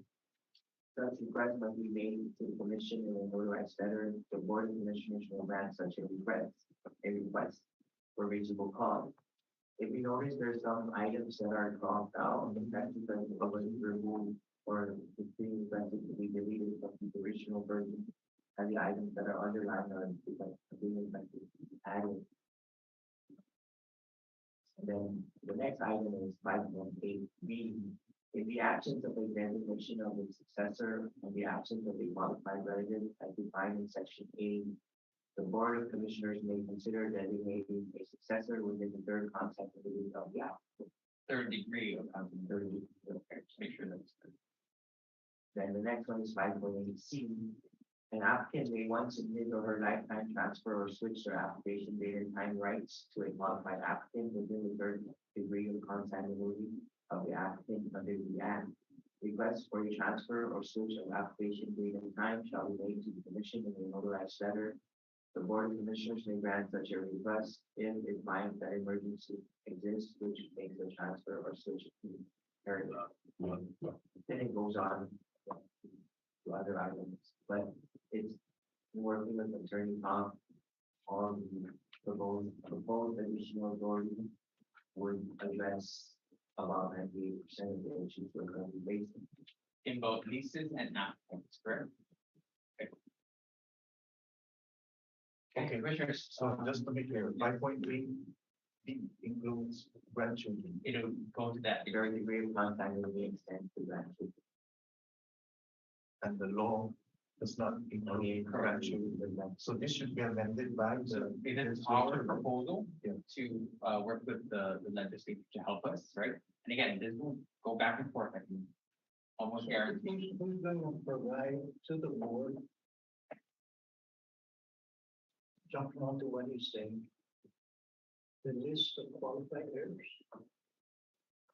It'll be the work of our staff, working with the. No, but the birth certificate, yeah. All the, But shouldn't that come from the original? I mean, it's not fair for you to have to go out and research 1,000 people who may be related to the certain person. Understood, but the descendancy we within like the immediate that. Yeah, but we're down to grandchildren now. so Commissioner Garrido, yes, we work with the constituents or the beneficial successor to get that family tree, right? Or that ancestry. So however, right, yes, we encourage staff to help them to go where they need to go. In places like Mark, ancestral lands with the bond files, et cetera, right? And then if they have not found anything, right, there's the next steps on how to certify that they will be, that they are qualified. We can actually test. Yeah. Swear. To me, that's getting very complicated. It's something that should be It's common knowledge. I understand, you would think, but sometimes it doesn't even go too far as their parents, right? So however, the staff has been working with them in And I finding sympathize sources. with the staff. That's an enormous workload for them. It can get daunting, Yeah. but it is also the collaboration with the beneficiary constituent to I think, guide them. I think we need to put more onus on the recipients to provide the information. They just for disclosure, the constitution does allow. The discussion we're having now is in terms of determining whether you're an eligible beneficiary, which is a very late Yes. research process. Yeah, but to me, it's up to the person in line applying for the lease to provide that information. They do as Now, much as they. now, the catch 22 on that is, what if that person died? Well, and that's what we're experiencing, right? And so, again, we don't necessarily just leave our constituents out to dry. We help them as much as we can, guide them to get those. There's a form that kind of helps, them list things down and the staff can research. But yet, they're not necessarily on the onus of just our staff, but it's also collaboratively working with the constituents. I'd just like to see a lot less pressure put on our staff. Yeah. A more clear guideline. But that's why we're here. No, and and yes, we definitely put, we put things a lot, make things a lot more tighter, right, with policies, and procedures that they're working through, so that they know exactly where to go, that there's no, questions per se. So, and I think that's ready, right, that's in place, the procedures. So as we're working on it, and I know that 2 meetings ago, we've been saying that, just for full disclosure, in addition to our SOP, we're out there actively working on all our grants, grant writing and grant application. We're starting on FY 2022 financial audit. We also handle the audit of the ancestral, but nonetheless, we're working on it and doing. I don't want your job. All right, commissioners, all right, are you guys comfortable in taking action in our proposal, in getting us some additional authority? Again, it's gonna be a work in progress, but the goal is to not stop moving and moving for this. So, any questions, any further questions, or are we ready to take action? Do we table this? What are your thoughts? One more point. Yes. Public Law 35-112 included 3 categories, 3 additional categories. Confirm? No? You have to be a eligible beneficiary if any of your properties have been condemned in 1898 to 1968. That was number 1. Number 2, if they were just occupying the property, that's your second category. Yes. Then the third one is that if you were just squatting, ranching. So you will have 3 additional categories in addition to the 13,000 that's on the list. So with this additional authority, right, we can either have the legislature to go through this process and make the amendment in accordance with the law, so we don't have to come back and struggle with this issue that we're doing now. But this is in violation of the public law, because the grandchild is not qualified. And right now, this motion that we're gonna make is to include the grandchild. Yes, it's our proposal. Our proposal, on a 100-year lease, you would have from the original applicant, which is today at 2021 or 22, in 100 years, at 21, 22, you have a grant to take that land. So how do you want us to burden the grant on the child? Right. That's my point. So we're thinking 100 years ahead. We want to fix this over there now. Yeah. We don't want to come back and overhaul the same mechanism again. And open our mouth and put our shoes in our mouth again, and then go back to the illegal, action again. Because we've done this for the last, 75? 1975, we protested in 1995. We're here today. And everybody's saying out in public, right? We have operated the land trust in jungle rules. This is one more jungle rule. So we're gonna add a grandchild, not in accordance with the landing. Yeah. So I make a motion to, or ready to make a motion to. Submit our proposal, yes. Yes. Yes. So we can get on. Yes, sir. So if we're ready to action, Commissioner Herrera, do you want to make that motion? Okay, so I make a motion for this old business, Mr. Chairman, Yes. number three, yeah, so the board's additional authority on update in accordance with the attachment. Before I second it, I have a question I want to clarify. Sure. The term occupy. What are the basis for adhering to that term? And affidavit.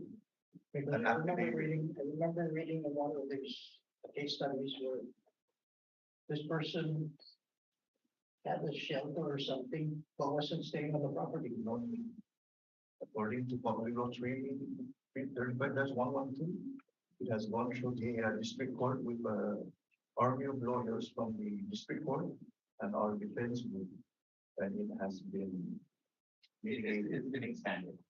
So that is Extended.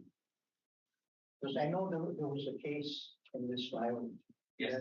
that Had something. before 35-112, this is not possible. The other two categories. You have to prove that we're a beneficiary of that original applicant. No, Today, no, no. Occupying doesn't mean they have a lease. no need. Correct. No, So they're there's squatting. squatting. That's for Lives, occupied farm, occupied ranch. And including, Government land. On land that was taken by the federal government. so, So you're talking about military condemnation. Including the. and not one for rights of way. Yes. You know, so you guys know, we have a document, and we're going back to like the treaty of Paris, the problems of the exchange control, and then turn over to the US. So we're trying to figure out a way to make it easy on ourselves when we start the research. So, And to add to that, Mr. Chairman, this to include with our brothers and sisters that have relocated from Guam to Northern Marianas, Saigon, that were originally from here are covered under this 35-112 for the record. So welcome home. All right, so any further questions? Commissioner Rea? It is what it is right now. It's subject to review by legal, right? No, so not this one in particular, our proposal for additional authority is already gone through you. This is what we're going to submit. So are we ready to take action? Okay, we're giving the motion. All right, Mr. Chairman. let's go ahead and restate the motion just because this Commissioner Rio had a clarifying point. So I make a motion, Mr. Chairman, to approve the board's additional authority and update, okay, in accordance with the attachment. Okay, thank you, Commissioner Ferrera. I'll second. Thank you, Commissioner Guerrero. Any objections? Okay, hearing none, the motion passes to submit our proposal and to the board's additional authority. sir, since the board considered and approved accepting the additional authority, we asked or we recommend that the board should forego any additional further action on leases that were awarded in accordance with the time. We don't know what the outcome is going to be. Right, this is not gonna be a slam dunk, it's gonna have to go back and forth, understood, yeah, so with that said, right, we do have, our focus is on the 1995 updates, and we're gonna move forward with those. And We also asked that we table the 95 update. no, I understand, and of course, one, so we have, constituent matters for number, as our old business for number 4, and number 1, for new constituent matters, and we're gonna table those, based on our discussion this afternoon. Okay, so we're just gonna address new business constituent number 1. That only relates to our audit. Okay. So the new business constituent matters is item 1. That's not the board actually, it's to revert because of the audit, Okay, so new business number 1, item item 1. Okay, so we're gonna go through that today, it's only related to the audit. okay? You know what, for the interest of time, I'm tabling all our constituent matters. I want to move over to our commercial, because we do only have, Deputy AG Espadon. We have about 20 minutes. Are you still okay to proceed? In your timeline? Yeah, I'll be having to leave here in about 10 minutes to make my next meeting. Okay, all right, so we will move over, we were tabling all our constituent matters. And I want to move to, commercial. All right, so Joey, we have, can proceed with that. So the first item for the commercial is Smith. Do we have this in my packet? I'm sorry, excuse me? Hello? Hi, yes, Hi, I'm sorry. I was here for new business number 1 under Alicia Elaine Huawdi. Is this going to be addressed on another date? yes, ma'am. So we, with motion that we discussed and moving forward with our 95 list, we will have these tabled and we'll address it in our next meeting.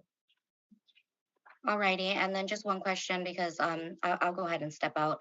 Did you guys, I heard the discussion on grandchildren being added as the beneficiaries. So are grandchildren allowed to be the beneficiaries of the CHamoru Land Trust lands or not? In today's law, no. No, We are okay. proposing to help expand that or clarity on that, yes. Alrighty, thank you. Okay, thank you.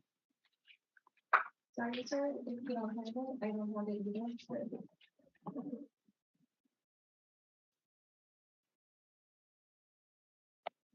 All right, can someone in the staff please get the copies of the first item on Sainsbury out there, please? Thank you. Our commissioners don't have that.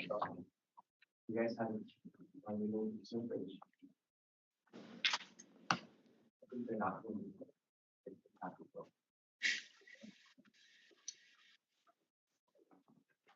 Good, please proceed. We'll get your copies. So the first item is Smithbridge. What had happened was when our site inspections on the long range day, we had discovered that there was an easement cleared to 7146 and 7163, which is Toronto Actress property that we the area of Smithbridge.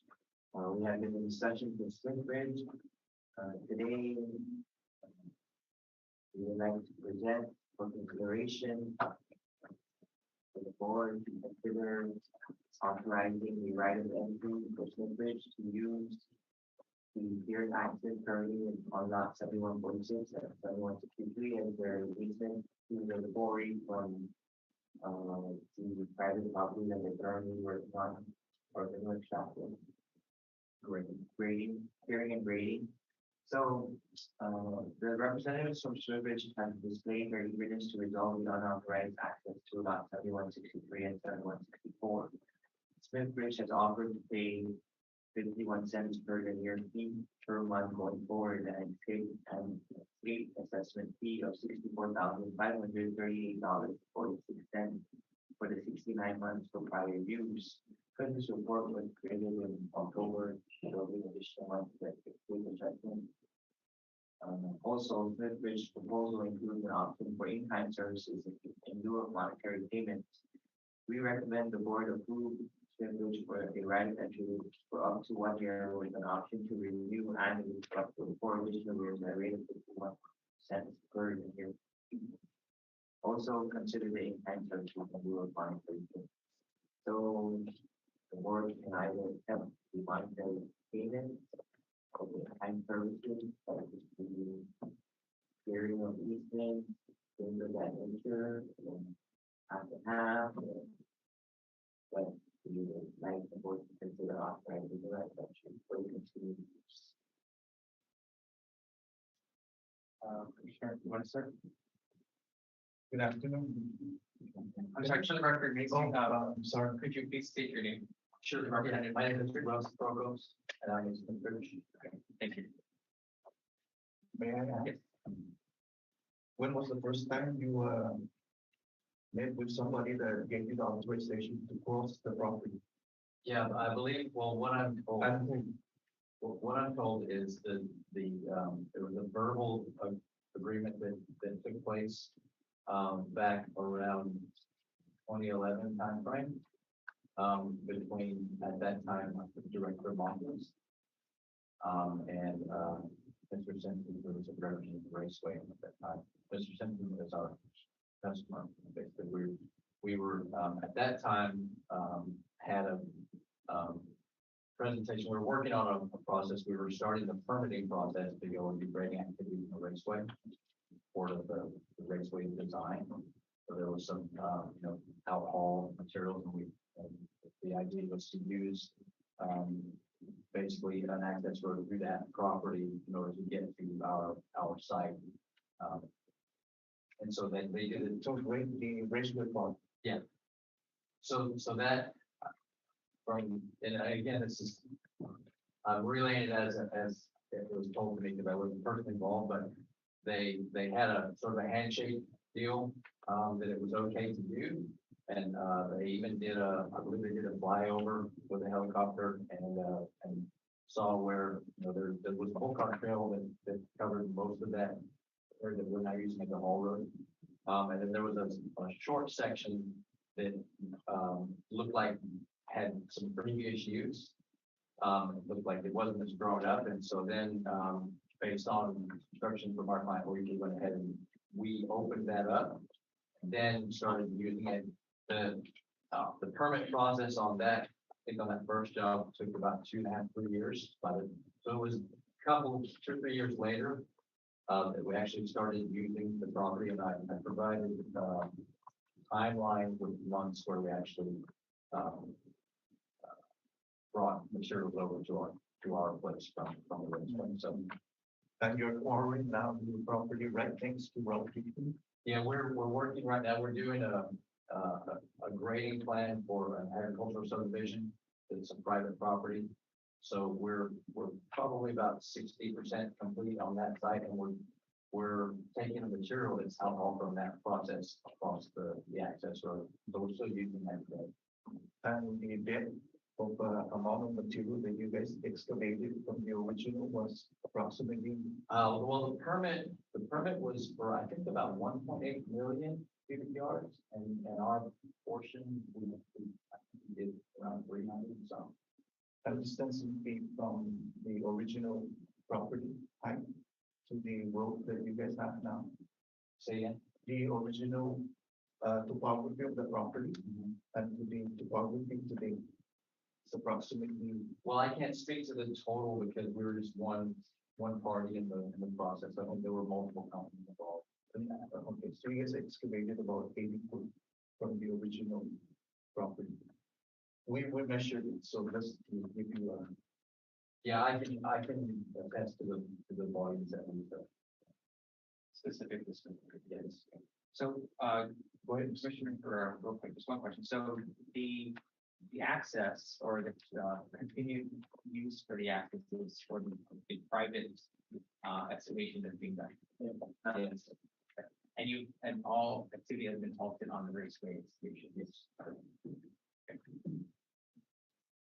All right, so again, for the interest of time, I'm not necessarily wanting to rush us, but we only have a deputy attorney slowed down for a few more minutes. And then there are a couple more things that we should try and address. One maybe that's maybe a little quicker, but again, I'm not trying to rush us, but we do have the attorney only for a limited. Go ahead. So do you, Commissioner Herrera and Commissioner Brito, do you want to table the Smith Bridge discussion, or are you comfortable with what you read, given when we were given the package to proceed? I'd like to ask one more question. Sure. How many times have you met with the staff? And who? This year, met twice with the director and The director? And Joey? and Jim. Any legal counsel? No. Mr. Chairman, I think we also discussed at some point requesting for the commissioners to authorize us to have the discussion. So that was. We are good with Yeah, that. so that was, on the. I understand that the computation that you said was computed by you, madam. Director. You can provide this. I offered the year two rate and considering that the board this year approved the financial. And as the custodians of the property, right, what is your assessment or what's the value? Based on the last. What are you basing it Quick upon? states, which we forwarded to, yeah. So 51 cents for an easement, but we consider it fair. No, but for the cubic yards, will have to be excavated. That's not the discussion. That's not. That's not the discussion. Okay, The all right. discussion is the easement that they're traversing through. Yeah, so remember, To continue for them to traverse. yeah, sorry, just for clarification, where, this, particular one is for the easement in being able to go back and forth with the private property that's being excavated, with the city. I understand. I was there person, so. We just want to make sure we just want to either take the whole operation and not give them that right of entry, right? That's, or we give them, allow them to be right of entry, or again, just to be able to go back and forth. Well, apparently, the staff has been meeting, right? This is the first time that I've heard this. I haven't assessed. No, I haven't digested what we have presented. So I'm not sure the commissioner here is satisfied with this package. So I believe that this is the appropriate place to present this to the board. Our discussions with Swedbridge was just to compile data and to reconcile their data with our data in terms of when they started the last students. And things like that. And that's where my point is. Who authorized you to pass through that? And you mentioned that you spoke with the prior administration and the president of the Guam Raceway Park. Is that correct? I believe so. So is the president of the Guam Raceway Park authorized by law to? Oh, that's just not even part of this discussion, I think. We're not talking about It's, their agreement. All right. yeah, so Commissioner, it was, yes, we want to address that, but this is for them to continue, moving forward with their current project, which we have, Guam Raceway is a completely different, Yeah, but isn't the easement going through the Guam Raceway Trail? yeah, but it's still on, it's, For the other lots that are not used. yes, it's separate. On the aerial photo. So this is the property that we by the long raceway, so this is the property that travels into the south side of the property at the bottom. So we're requesting for right of entry, to granted for these two properties and regards to. As far as the mineral extraction is concerned, we're still reviewing the proposal, we're still going to reconcile what was paid, we still have checks that have been held. The grounds here is lines that we did not accept them, right, intersection of it, we're overbringing. We're still working on that, that's a big. That's separate. And there's still a cease and desist on a mineral extraction. And traversing through the property. Your season is There was better. no cease. No, Not- those are the- There was none. So they're Yeah. continuing to pass through the property today. Well, the board authorizes to have that discussion with Ms. Birch, And this is where we're coming to a conclusion of what is proposed. Yeah, okay, so that, with, I'm feeling that you're not comfortable with, of course, with this, Sure. no, I just want to be clear, so we're gonna table it. And we could have, if you want to be part of those discussions, to completely understand. Should be your- our- transparent to the public. Understood, but it was more, we gave them the authorization to have these discussions, to present it to the board. And maybe we need more time to digest it, and I'm okay with that. So, I will table this, and we can, have more time to review. Okay. and to address the transparency. It's the appropriate place to have this discussion. Oh, yeah, 100%. So. I think from that perspective, it's just, you know, coming with the proposal, right, there work needs to be done to come with the proposal. So if we needed to add a commissioner, that's fine, we can have that discussion, so.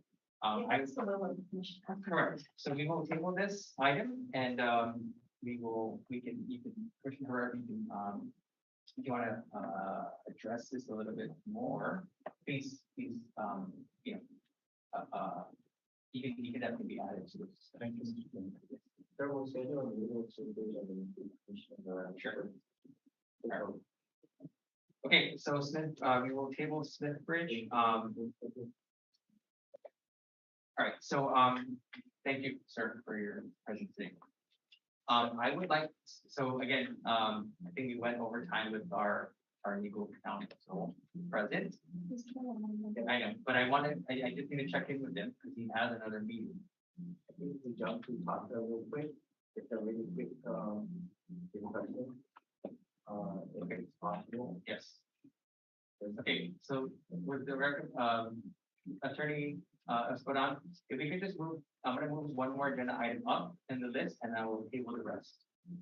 Okay, yeah, because after this item, I will have to take off. Okay, all right.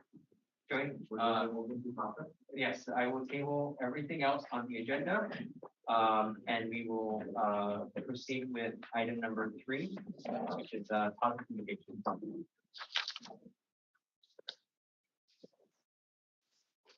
Thus, today we received an updated version of the draft commercial license for public communication. Just recently, you know,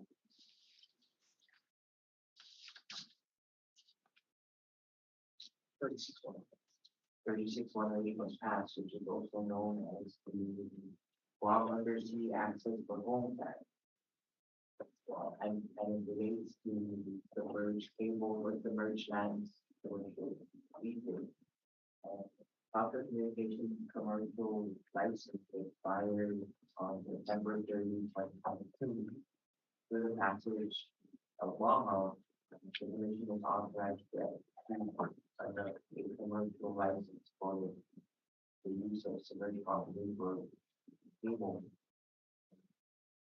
The draft prior to the one that was given to the United States had been reviewed by Attorney General and been approved already. Today's draft that we received, the draft that we received today, the only change that I noticed was the change of the address. Okay.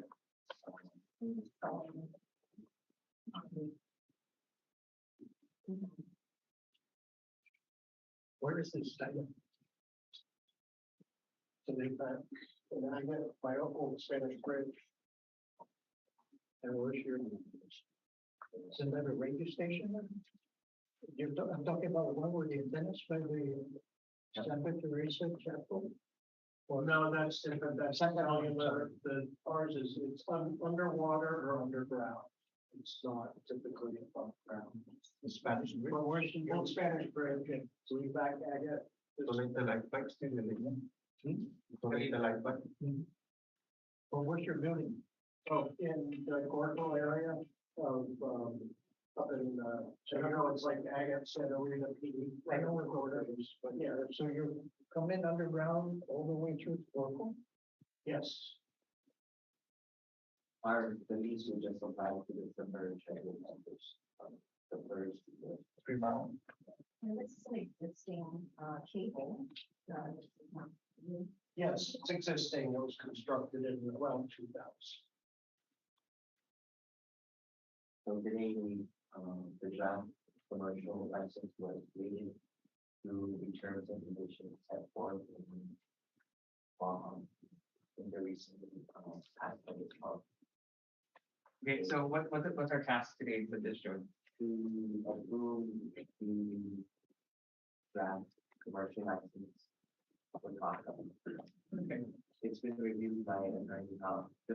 The draft prior to the one we received today was reviewed by attorney Costa. Okay. Today's draft, the only thing in red letters which Yeah, yes. I just have to come. Sometimes general counsel changed offices. Yeah, Gian Martinez, or Stone Johnson Martinez on behalf of well, we made some minor tweaks at the time that the edits were made that were approved by Mr. Top. we had the wrong address. When Tata moved in Virginia, we had to change the address of the notices next to go to the right place. Okay. And we identified a human that would be the contact person assigned. Those were made. You'll also notice some very minor non-substantive changes, which were really meant sort of grammar that we missed when we went through it. We didn't make any substantive changes to what we had previously provided to Mr. Croft at the CLTC standard. All right, so I believe, I think the prudent thing to do is, for the commissioners to approve, subject to the review, with Attorney Tom. And his approval, and then if there are additional changes or things that are, maybe deemed substantive by him, right, we can have those discussions. Yes. I have a question for Doug. Is what you have laid out in full compliance with Army Code? Indeed, yes, yes. It was constructed about 2000, like today's standards.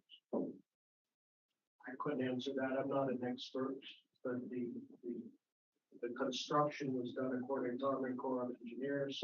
There was a recent cable landing, and that also received all appropriate permits. When was the recent cable landing? About 4 months ago, 3 months ago. But to the best of your knowledge, you don't know if the previous is in compliance with Army Corps of Engineers. I couldn't say, but The yes, original? this doesn't have any, it's no change to the physical. No, but I mean, like EPA changes their rules from that to time. So there's a raceway system, that's the infrastructure that's built, and that's been there since 2000.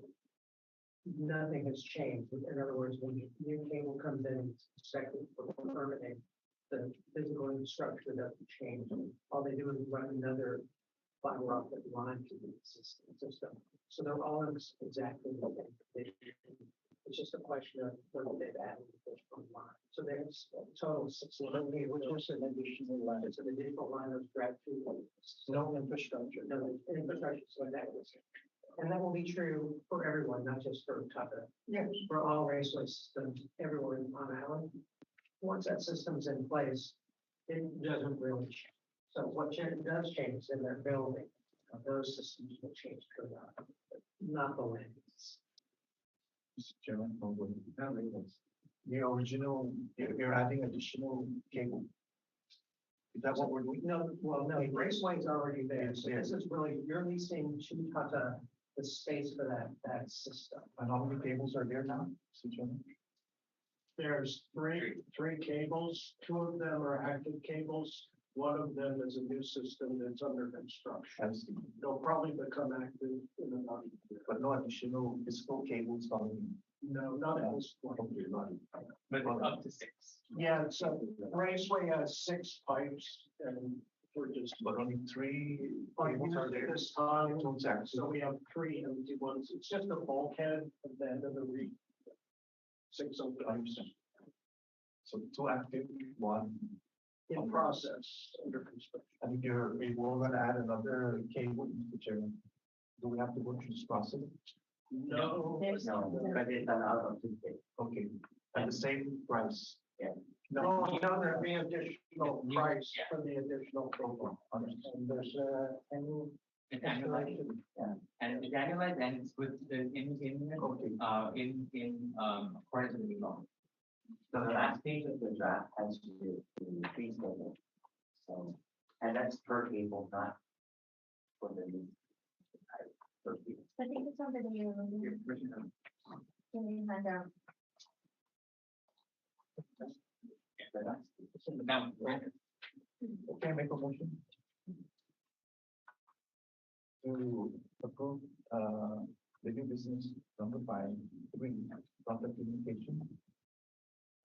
With the, subject to the approval of the, Attorney General. and Commissioner Guerrero made a second. Commissioner Guerrero, So that's legal counsel. yes, yeah, I added. that. Legal counsel. Okay, you never do that? Yeah. All right, any objections? Okay, here none, motion passes, to the lease, of Pop Communications, pending or subject to any, review with our new council. Okay, thank you very much. Thank you for bringing everything. Okay, all right. No, it's okay, George. All right, thank you, Attorney, Deputy Attorney General, Don. Thank you, Mr. Chair. Thank you, commissioners. Yes, thanks. Okay. You're welcome, sir. All right, thank you, sir. We will proceed, right? We can proceed with our agency report. If we can, because, while Rachel is here, if we could just acknowledge and enable for the local district. Is Mr. Reyes. Okay, and we can think, I would request that the discussion be tabled. okay. Sure. All right, sir, please have a seat and, you can state your name in the record. I would still join, as we had settled, is to move forward with the, authorized signatures, so we can do that without legal per se, and then, we talk through our financials. So the next item is the Waterways Confederation, but we would like to request that this discussion of this topic or item be tabled. Initially, we were going to request that the board consider granting a right of entry for the Waterways Confederation to continue their operation.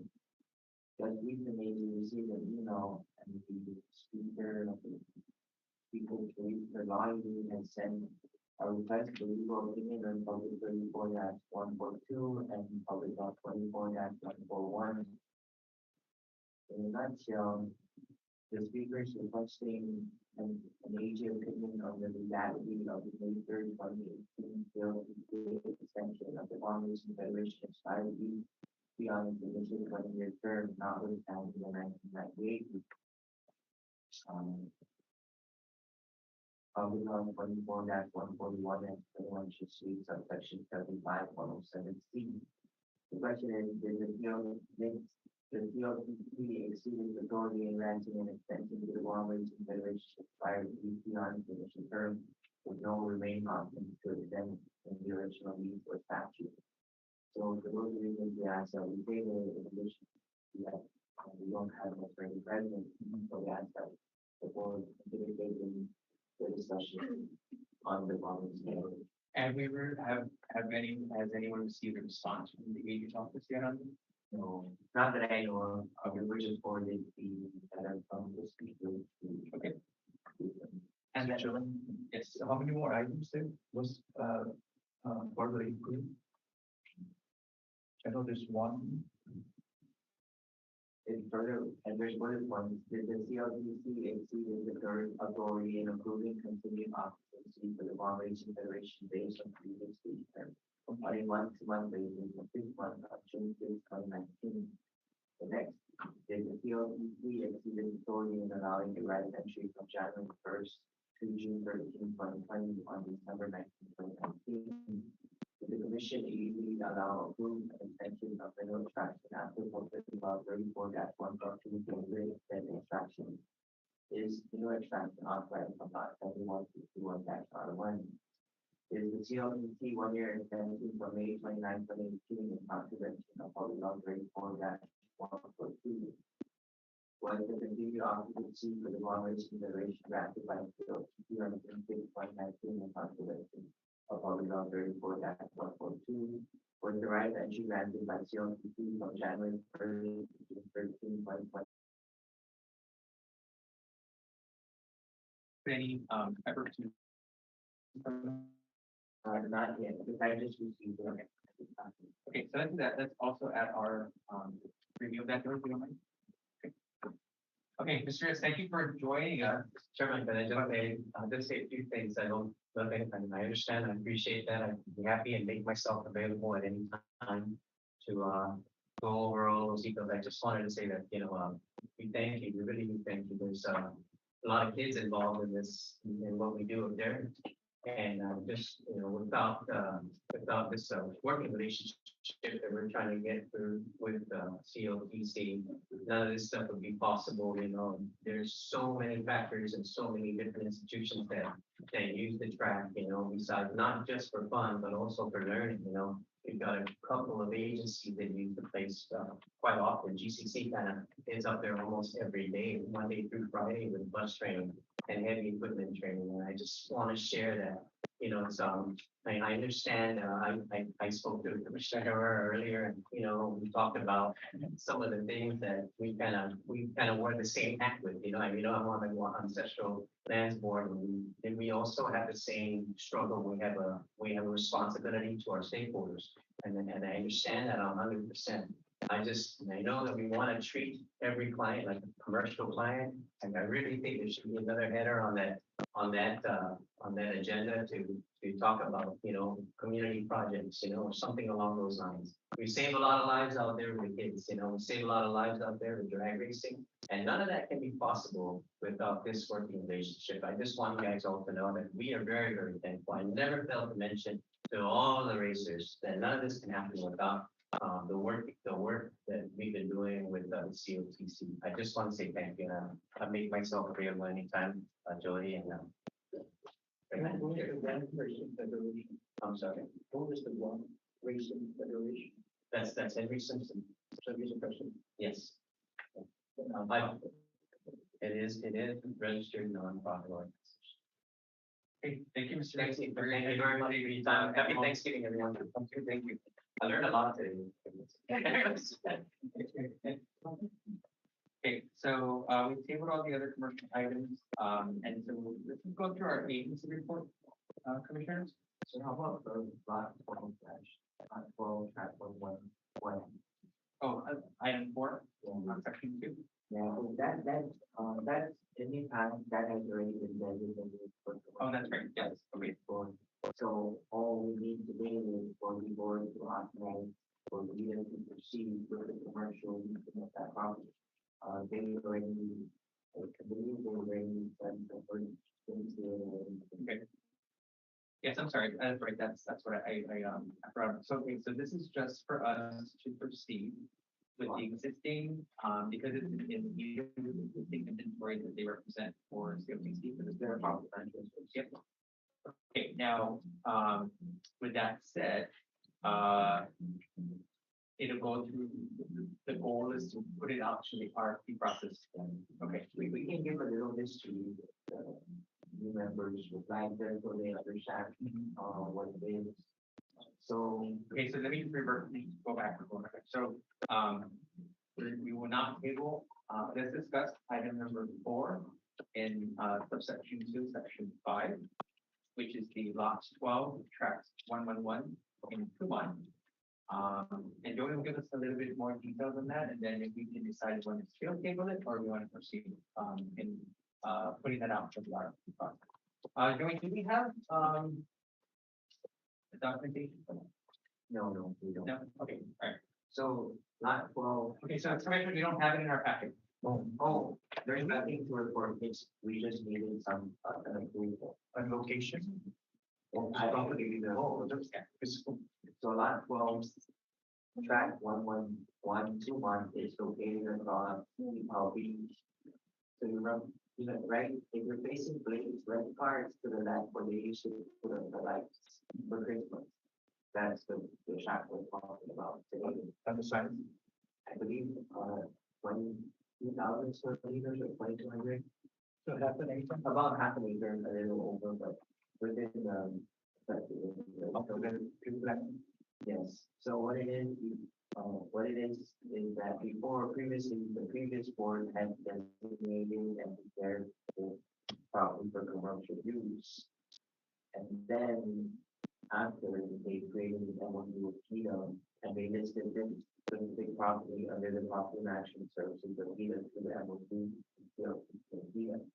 So today we're asking the board to consider approving and to allow me because of the inquiries that they're getting to commercially lease this property to proceed with the competitive bid process. What that is that they're gonna have to announce it in the newspaper, that's the proposal, and get the proposal. And with Gina representing us, they take on all of that. Correct, they do everything. And then from a leasing perspective, when it comes down to those details, from a cost perspective, who takes that market value? Market value, but also we have commercial rules of that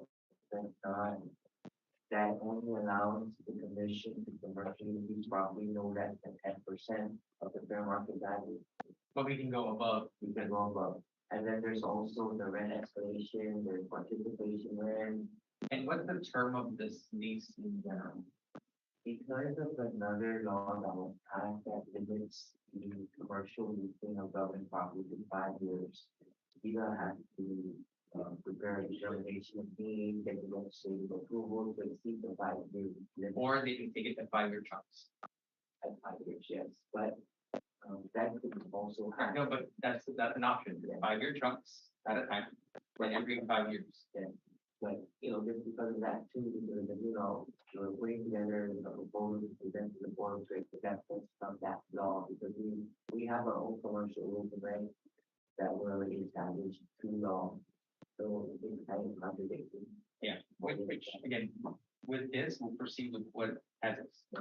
So today, we're just requesting for the board to consider approving that on to proceed with the competitive bidding process for the commercial lease of block 12, track 1112. So Joey, because it's with them already, why do you have to go through this approval process again? Because it's been approved and they just haven't done it, so why couldn't they just proceed? Just for a clean process and purpose, I believe. I don't know, I believe they have conducted the RFP. In the past and not, right? So they could, Because nothing has been inspiration from that, and there's a new board, so courtesy also, I believe, to the new board. so commissioners, I believe there's been an uptick in interest in that piece. Right, so I think it'd be, it's something that, we'd like you to manage it and, we could help dictate what that commercial price leasing will be. No less than 10% of market value, right? So we do have to get, appraised. And again, they can, it's whoever's the lessee could potentially do all that. Right, with no cost to us. But is it on the market as a commercial property or a hotel? I don't know, there's a The zone. The zoning, yeah. There's a big difference in And what that price appraisal will be, right? But I believe, Joey, correct me if I'm wrong, it's listed under our commercial inventory, so it just depends on the zoning, that's correct? It has to be there and designated for commercial use. But because it's from the road, I believe it may be from the open people commercial, but we can verify. Yeah, perfect. But nonetheless, whatever the activity is there, the prospective lessee or tenant would have to, because I believe the appropriate zoning for that should be hotel. And just for the information, Mr. Chair, we used to excavate the material from that property because it was a clean land before. And about 30 years ago, we've been excavating it under agriculture. So if it's under agriculture that you mentioned, Gita, of course, would want it under agriculture and then work with agriculture, not based, but verified. Yeah. It was It's 30 years ago. so the activity also will come into play. Nonetheless, the board can have a say in how the specs for the proposal is developed. And if the board should choose that the heights that's used would be a hotel, then, that's something that will go in. But, we just also have to consider the zone, the investment, the size, and Well, on a 5-year lease, you're not going to get much of an investment in that property. And that's sort of determination of the income for an exception term lease agreement. So there's a process that we have to take to, and the legislature is gonna have to approve that, so. If they take it, to extend it to be a longer term. From what I've seen in the past is that, they requested for terms over 5 years. And they have this lease now. Nobody has these. Nobody. So you're right, I think we should. Would this be under 2218? No, the property, The inventory? Or is it under, yeah, I think right, it's it's under the. land trust or? Under that, but Land trust. I think it's under the administrative transfer document. So We can provide a copy. because we prefer to transfer it under H zone. Yes. If it's possible. Everything's possible. It's in that zone. It's that, I guess what we do is we also consider like the investment by the constituent and, you know, the proposals will come up. So if they're proposing to build a hotel, they're gonna have to go through the process and be going through the process. The investments from the developer will be based on the timeline of the lease. Correct. You give me a short life release, I'm not going to put millions of dollars into that property. And that's why they will do the donation for exception for the I think a more appropriate lease for that would be 30 years or more. And they would, yeah, that's the process that you would have to go, through. Yes, for sure. That's one of the legislature has to come in and do. Right. And also, I think interesting. It's going to be the interest and the RFP that they put out on our behalf. So, If we get a copy of the RFP, not yet, nothing is, we're seeking approval. yeah, we wanted to give them the, I guess, more for I production. know they're gonna be the lead on it, but I would like to see the contents of the RFP. Yes, we'll make sure that it's known that the board would have the RF of the RFP. Okay, so again, Commissioners, this is more of us agreeing for them to proceed in the process of putting it out for to continue or move through the process. Well, I would like to review the RFP before they actually put it out. Yeah, well, they need, yeah, Requesting to start the communicate with PETA to draft an RFP. And we will come to you and say, this is the draft. this is the proposed RFP. So what we can do is we approve it to proceed. But I With would the not, I condition- would not be opposed to extending the lease timeline. Right. That would be for later date. PETA would have to go to the legislature and apply to the legislature to give them that special power for the one lease. Yes. So I guess the rule can be for amend the initial phase of drafting. Yep. The RFP with the condition that it be reviewed with the commission. Yeah. Okay, so Commissioners, do you want to take action for that? To proceed and to then with the condition I'll second the motion, with the condition that we will get to review the RFP before it's released. Okay, so let's start with the. A motion to approve, new business subsection 2(4). To approve lot 12 track 112, 111, 21. The condition to review the RFP. Thank you, Commissioner Guerrero. Commissioner Rio. Thank you, Commissioner Garrido. Any objections?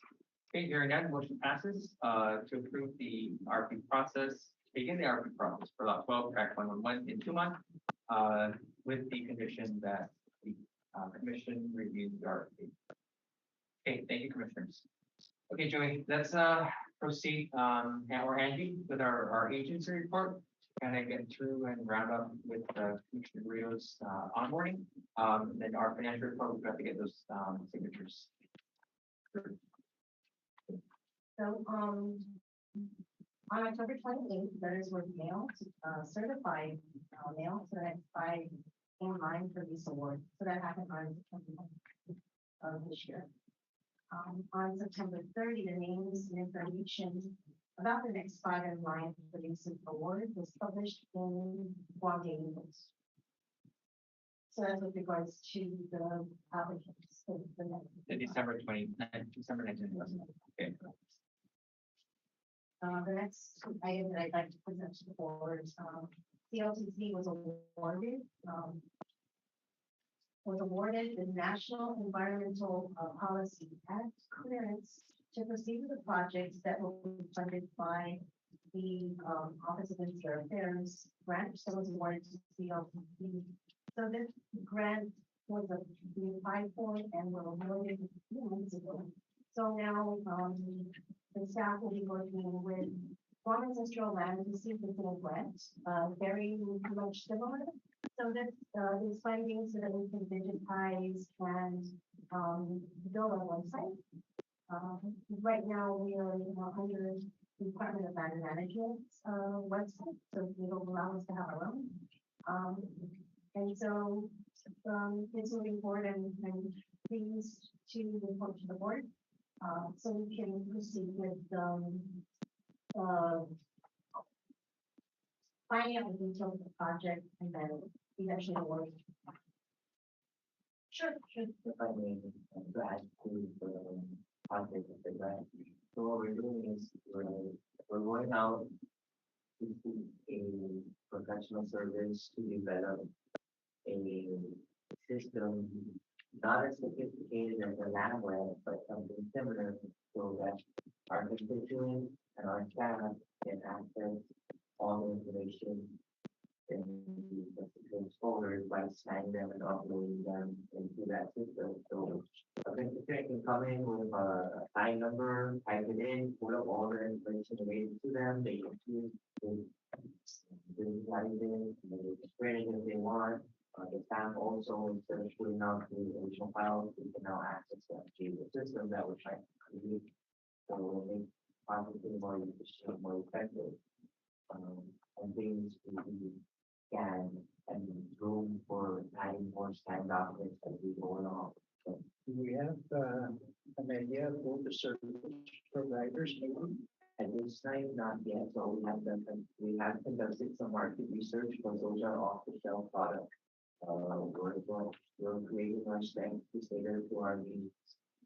So it's not gonna be as sophisticated as DLMs, but something similar.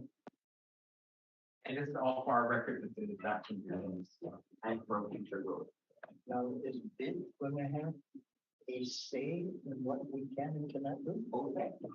I think now they're in the so and yes, they do get their approval because they're the government. Okay, There's a watchdog, yeah. We worked with, various institutions in the past, like we said, to, to develop the application and funds. So they will continue to. Work, Yeah, continue to work with BSP and. April and loan up from the DSP has been very instrumental in that grant and the awarding of the grant. So yes, I believe it's 269,000, something that was going to go 10,000, but that's what we awarded. They were awarded. If one of the grant. It's not enough. We hope. It's not enough. At least hoping get this started, and then we can roll this under full text budget. Just for the software one that's not enough. Right. And then what relationship are we gonna have with the Department of Land Management to hold the file? It's not related to their files, it's ours what we receive. You have land property maps and stuff? We have access to the server that hosts or that houses all of the events recorded documents that are public record. And even what peers have access to, right, the maps and the gifts. The ArcGIS or everything.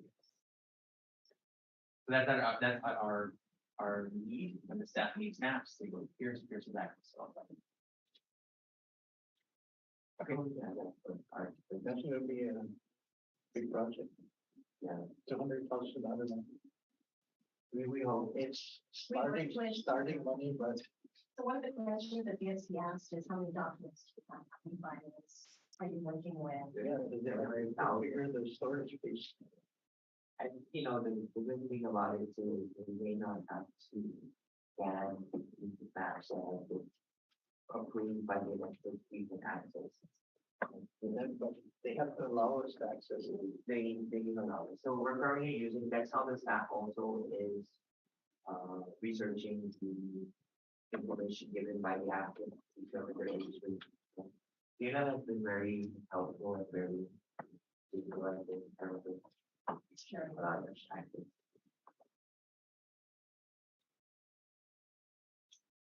Joey, can I ask you to call up Ryan Mummer And using identity or they have something similar to what you guys need? so that I guess that would be any kind of we can get in. You can get input from him as to what they can provide and some estimate of what is going to cost. We'll contact him and we'll. For the software side, but for the hardware side, Small land trusts will have to buy their equipment. What we'll do is at least we'll send we'll discuss the whole tech and then see, just so we don't, change the procurement process. Because GAR is a customer of the technology that right number is or We'll he's discuss not it, the owner, but he's part of. we'll discuss it more with the parties involved and we'll make sure that we don't violate or any type of procurement before we don't, we definitely don't want to have to go through a sale and all that. But we'll make sure we get it correct. We don't need to reinvent the wheel with that. The data's out there. Understood. Next item, our new telephone system installed. New phone numbers, were posted on, the DLN, website, DLN CLTC website, and also CLTC's Facebook page. So we have new phone numbers. Have we been getting many visits for someone who saved our number, they come from this no longer in service, and then provide them, any friction that our number change? And how about like the phone book? Has that, I mean, I know that's too, that will be updated in the next version. Okay. Okay. And then, our recruit for the pending positions is still on the. That was since May. Or Yes. last year, was it, or six? May, June, July, August, September, October. When did we begin? I think it was last year. I forget it. Yeah, I got it, yeah. It's May. Yeah. So, any recruitment yet, at least, You want to give an update on the what's been hired or? Has it been announced? Yes. Yeah. Oh, yeah. What we've been struggling with is for the open recruitment, the applicants that were selected at the time, there was one position, and I don't think we'll value it, but there was one position, we went to 12 applicants. And, we only get five, a listing of 5 at a time. If one declines, then we get supplementary just one. If that person declines, we just one at a time, and up to 5 in the issue.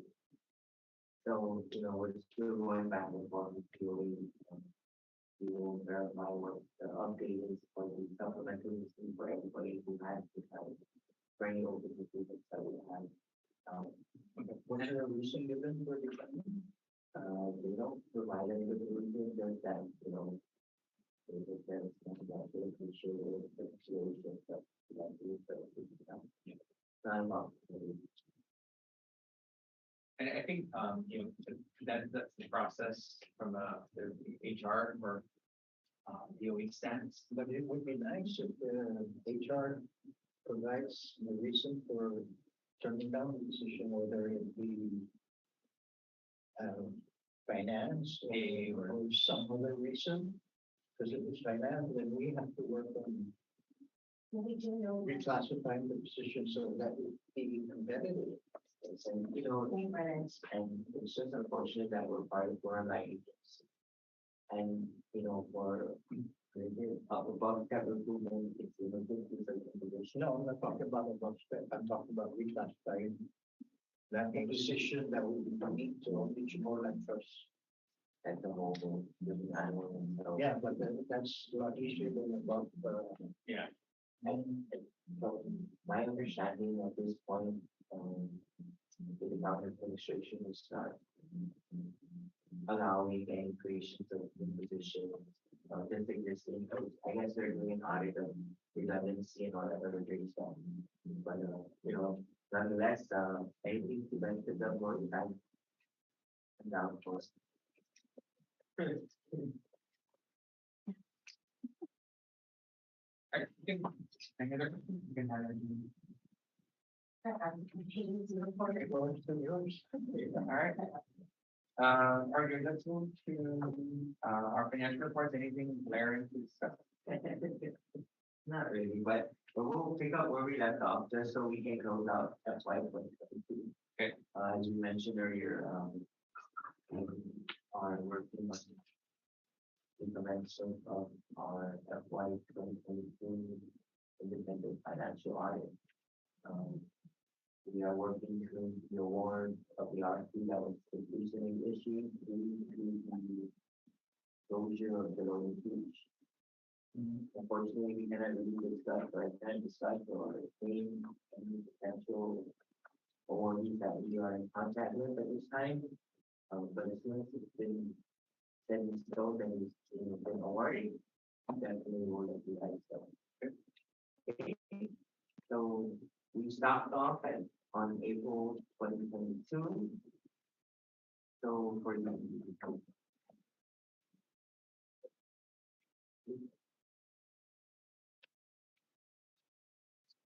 So for April 2022, CLTC operations collection was $7,556.84.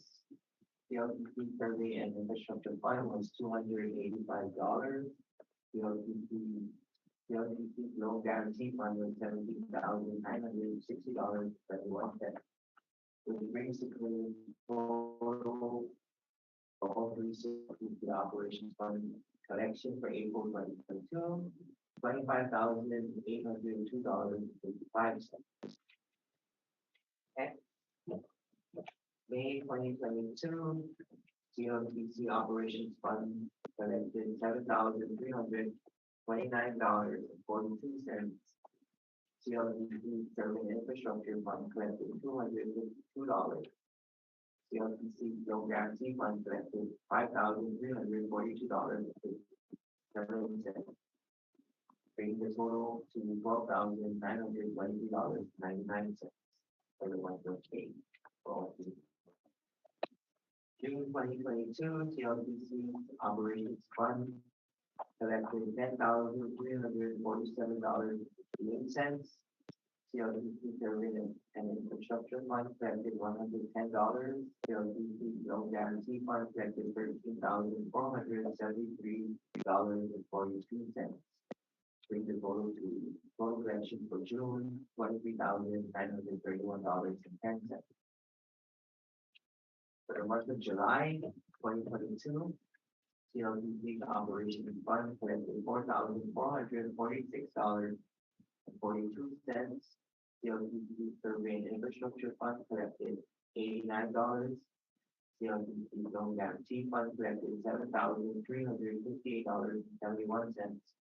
Bringing the July total to $11,894.13. Next, August 2022, CLTC's operations fund collected $16,454.08. CLTC survey and infrastructure fund collected $656.33. CLTC's loan guarantee fund collected $7,544.44, bringing the total for August 2022 to $24,654.85. For September 2022, the last month of the fiscal year FY 2022, CLTC's operations fund collected $6,398.03. CLTC survey and infrastructure fund collected $5,888.45. CLTC loan guarantee fund collected $1,126.80, bringing September total to $13,432.28. The total collection for the year for each fund respectively is Joe, can we put the table please, for September? for September. That's $13,413.28. So, which brings the total for the entire fiscal year. CLTC's operations fund collected $518,181.31. CLTC survey and infrastructure fund collected $23,677.44.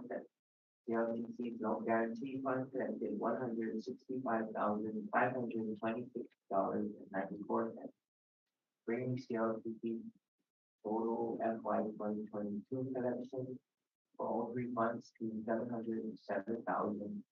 $707,385.69.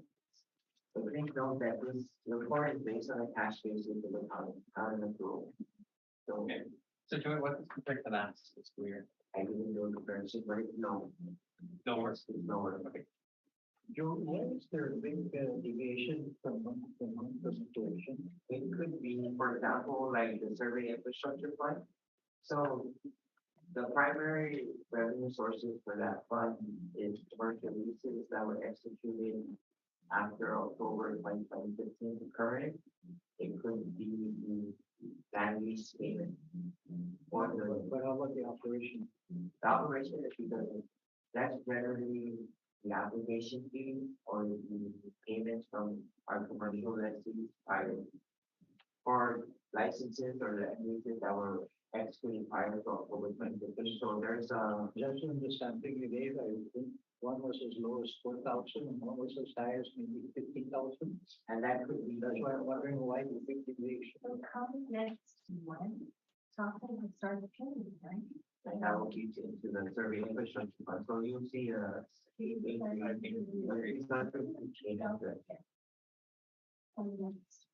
And some pay arrears pay into their arrears, you know. So that's, Thank you, Joey. Commissioners, any other questions on our financials? Okay.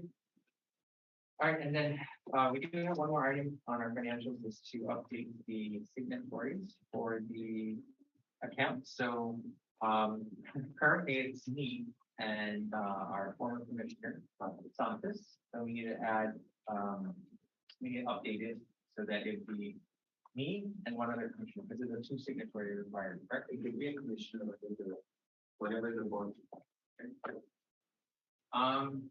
So we can, we'll mention the account numbers, so it's, whoever the It's for two accounts, for three. three accounts, okay. So we have a TCE, a checking and a saving.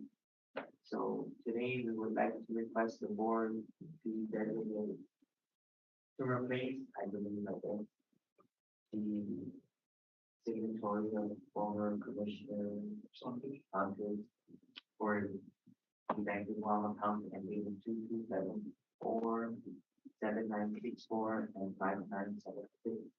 Currently, there is two, which the chairman had mentioned is himself that former commissioner conflict with along with my position. So we would like the board to either reappoint, that's what it is, and appoint. So is the signatures on the right motion? Or is it just going to be resolved? It's up to the board. If you want to change signatories, it's up to them. I recommend that we keep him on. And I nominate Mr. Herrera as the second signature. Mr. Chairman, I respect you. If you were permanent, I would have said, Right, yeah, that's, since you're in, then I think. I'm wanting to address that from the data, but Yes. I respectfully nominate my colleagues to. That's It's a matter of decision by. Honestly. Let's wait for audience to come back. So we have a, we have a, we need to actually designate someone today. I respectfully ask, because we need to, rectify, a couple of, things within the account. There's no, there's one over. I will fill in the spot till Martin comes back and we have put her. Okay, so I mean, we can do that. That's temporary. Okay. Well, we can, let's do that, and then we can add a, first year. That's how we're gonna create a resolution for this thing. If we're not even calling back and if anyone does, we're not waiting. I think we did remember. Okay, so let's make a motion. I respectfully ask we put this in play today, and then we can address it further down the line. We get a, God willing, we get that solution to that. I'd like to make a motion, Mr. Chairman, to appoint Mr. Reedy as our secondary signatory. I think it was to the signatory to the three accounts. In Bank of Guam. Three Bank of Guam accounts. Okay, thank you, Commissioner Herrera and Commissioner Garrido. I'll second the motion. Thank you, sir. Thank you, sir. Condition. Maybe if you can, just to clarify, your appointing in No, he will be the same person. it's only one. Two. And so we're just you. Everything. Okay, good. Yeah, because you only. Your appointment is Yeah, so it could be that you want to recommend to appoint Mr. Carino to replace the expired term of one. No, no, so, okay, that's, okay, so, Commissioner, let's just, Commissioner, so it's to appoint, or to replace, former Commissioner Saunders as signatory with, Commissioner Rio. That I remain on the list. Okay, so Condition. Wait, what if we decline her? Then we go to we'll fill the vacancy. yeah, okay, so Yeah, Mr. let's Chairman, do that one. I would like to make a motion to to replace former Commissioner Santos and to appoint current Commissioner Mr. Reedy as a signatory authority on the three Bank of Guam account. Okay, Commissioner Herrera. You didn't do the reason. No, we're gonna Just keep, the- yeah, need your second. Second. Thank you, Commissioner Garrido and Commissioner Herrera. Any objections? Okay, hearing none, motion passes to replace, former Commissioner Santos as the signatory of the Bank of Guam accounts with, Commissioner Rio. Thank you. Okay, Commissioners, again, Mr. Garrido, welcome aboard. Thank you for your service. As well as, Mr. Commissioner Herrera was also reappointed, so thank you again for your service. I don't have any further comments. Any Commissioners, any further comments? Just a closing comment because for the director, like are we close to having a permanent position or because we really need to have a Yeah, so administrator. yes, we're working on that. Just that I need to push harder. and number two, the response for the from the inquiry from the speaker of 36 reference to the one way part questions. Yes. So according to Joey or Mr. Cruz, we've not heard back on the AG's response. But I will ask him to follow up if it happens. And that was the primary reason why I wanted to put a hold on Slippery. Yes, understood. Because of all the inquiries and irregularities. Yeah, the Yeah. irregularities. Understood. And knowing what we have as their kind of proposal, right? In continuing, because there's a private property that they're servicing. I think that is a good consideration for us to invest more revenue. When you say there's a private property they're servicing, what does that mean? There's one. There is a, No, but what are they excavating or? So the private property is doing whatever work they're doing, and Smith Bridge is the contractor for that. And they're passing through. Yeah, but no, I just want to know Yeah. what is their. I'm not 100% sure of the. What is the project? of Yeah, the they, private property, and He mentioned it that they were doing a development for housing subdivision. is that the grading for subdivision, for the subdivision? That's what they're saying, but they're really like to their quarrying the location. That's from. In other words, they're from leveling the property so that it can be buildable. or something like that. If you have to visit the site to actually see from the original grading to the information. But it's not only quarry. Just throwing out a thought on it, okay, they're making money off that. Is there any way we can participate or to include in their lease, some sort of, assignment on their net on that particular project? Because they're using our access and asking us to pay very little for their use of it, and they could be making big bucks on the development property that they're building. I'm just throwing out. Understand, that was, this is their initial proposal of the per cubic yard, maybe that's like it, of that, right, to be able to access that, so, Yeah, but there's the excavation and the resale of the quarry. Right. But then there's also a contract that makes them for that project. correct, understood, yes, yes, and hence we tabled it, and I think it's worth the discussion. My understanding is that, and you mentioned they're about 60% done. I believe we don't have, a couple more years on that project that they're doing. On that, right, yeah, so I think it's worth the, let us review it, or all three of us, and then we can definitely come back to Joey with some of those recommendations. I think that'd be. So I believe the sessions also have to be public, correct? And in this, Yes, and then we will make it its own line item with Smith Bridge Department. You know, because they had come forward from the very beginning and worked out terms with the commission.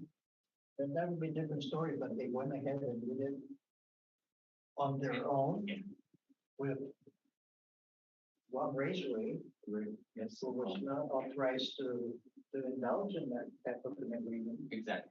Hence, with There the, should be some sort of this was a discovery that. Mr. Commissioner Pereira, Yes. with his visit. yes, he can try to hit them on that. Yes. So no, and again, rightly so, we would take our time to, you know, potentially maximize, right? And with their offer as well of the quote unquote back pay, right, of that, easement and access.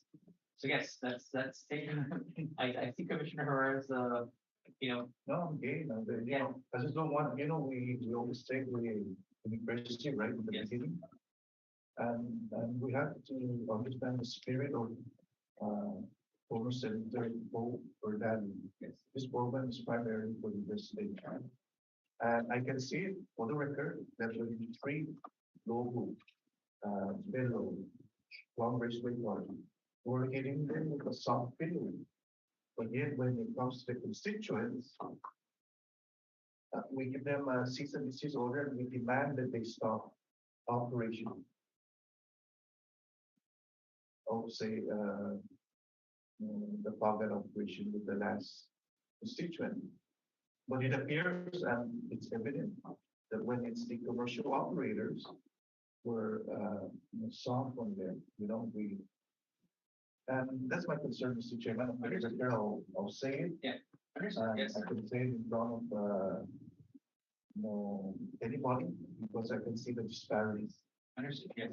And And that's, I would not accept that kind of operation anymore. right, and that's why we're here, and I appreciate your guys', our commissioner's diligence in that, and hence you have helped discover some of that, in this We area. worked so hard Yes, since 1975 right, till now, and we see the disparity. I can see the disparity, and any auditor can see the disparity. And it's not acceptable for performances, you know, below in working on the commercial operators. understood, and thank you so much for that, those insights, and, as which has leaded us today with, you know, all the questions that continue to come up, with some of these commercial uses. So, again, with that said, I only have one more question or comment from our side, Joey and Angie, is, our land registration. I don't know if that's, again, I want to make sure we're still on top of that, so we can get an update on our next meeting, on some of those statuses. I know that is still, that should be a priority of ours as well. Okay, commissioners, thank you so much. And I would, again, just our last item, right, is our, just for the record, no one's in the office or the conference room for any public comments. But I will yield to our, Zoom, participants, if there's anyone that would like to put any, participate for any public comments? I yield to you now. I'm not sure who this is. Hearing none, we will move then to adjournment. Okay, may I get a motion to adjourn? I make the motion to adjourn, Mr. Chairman. All right, second, thank you. Any objections? Hearing none, motion passes, we will adjourn 3:56. Thank you, Commissioner. Thank you.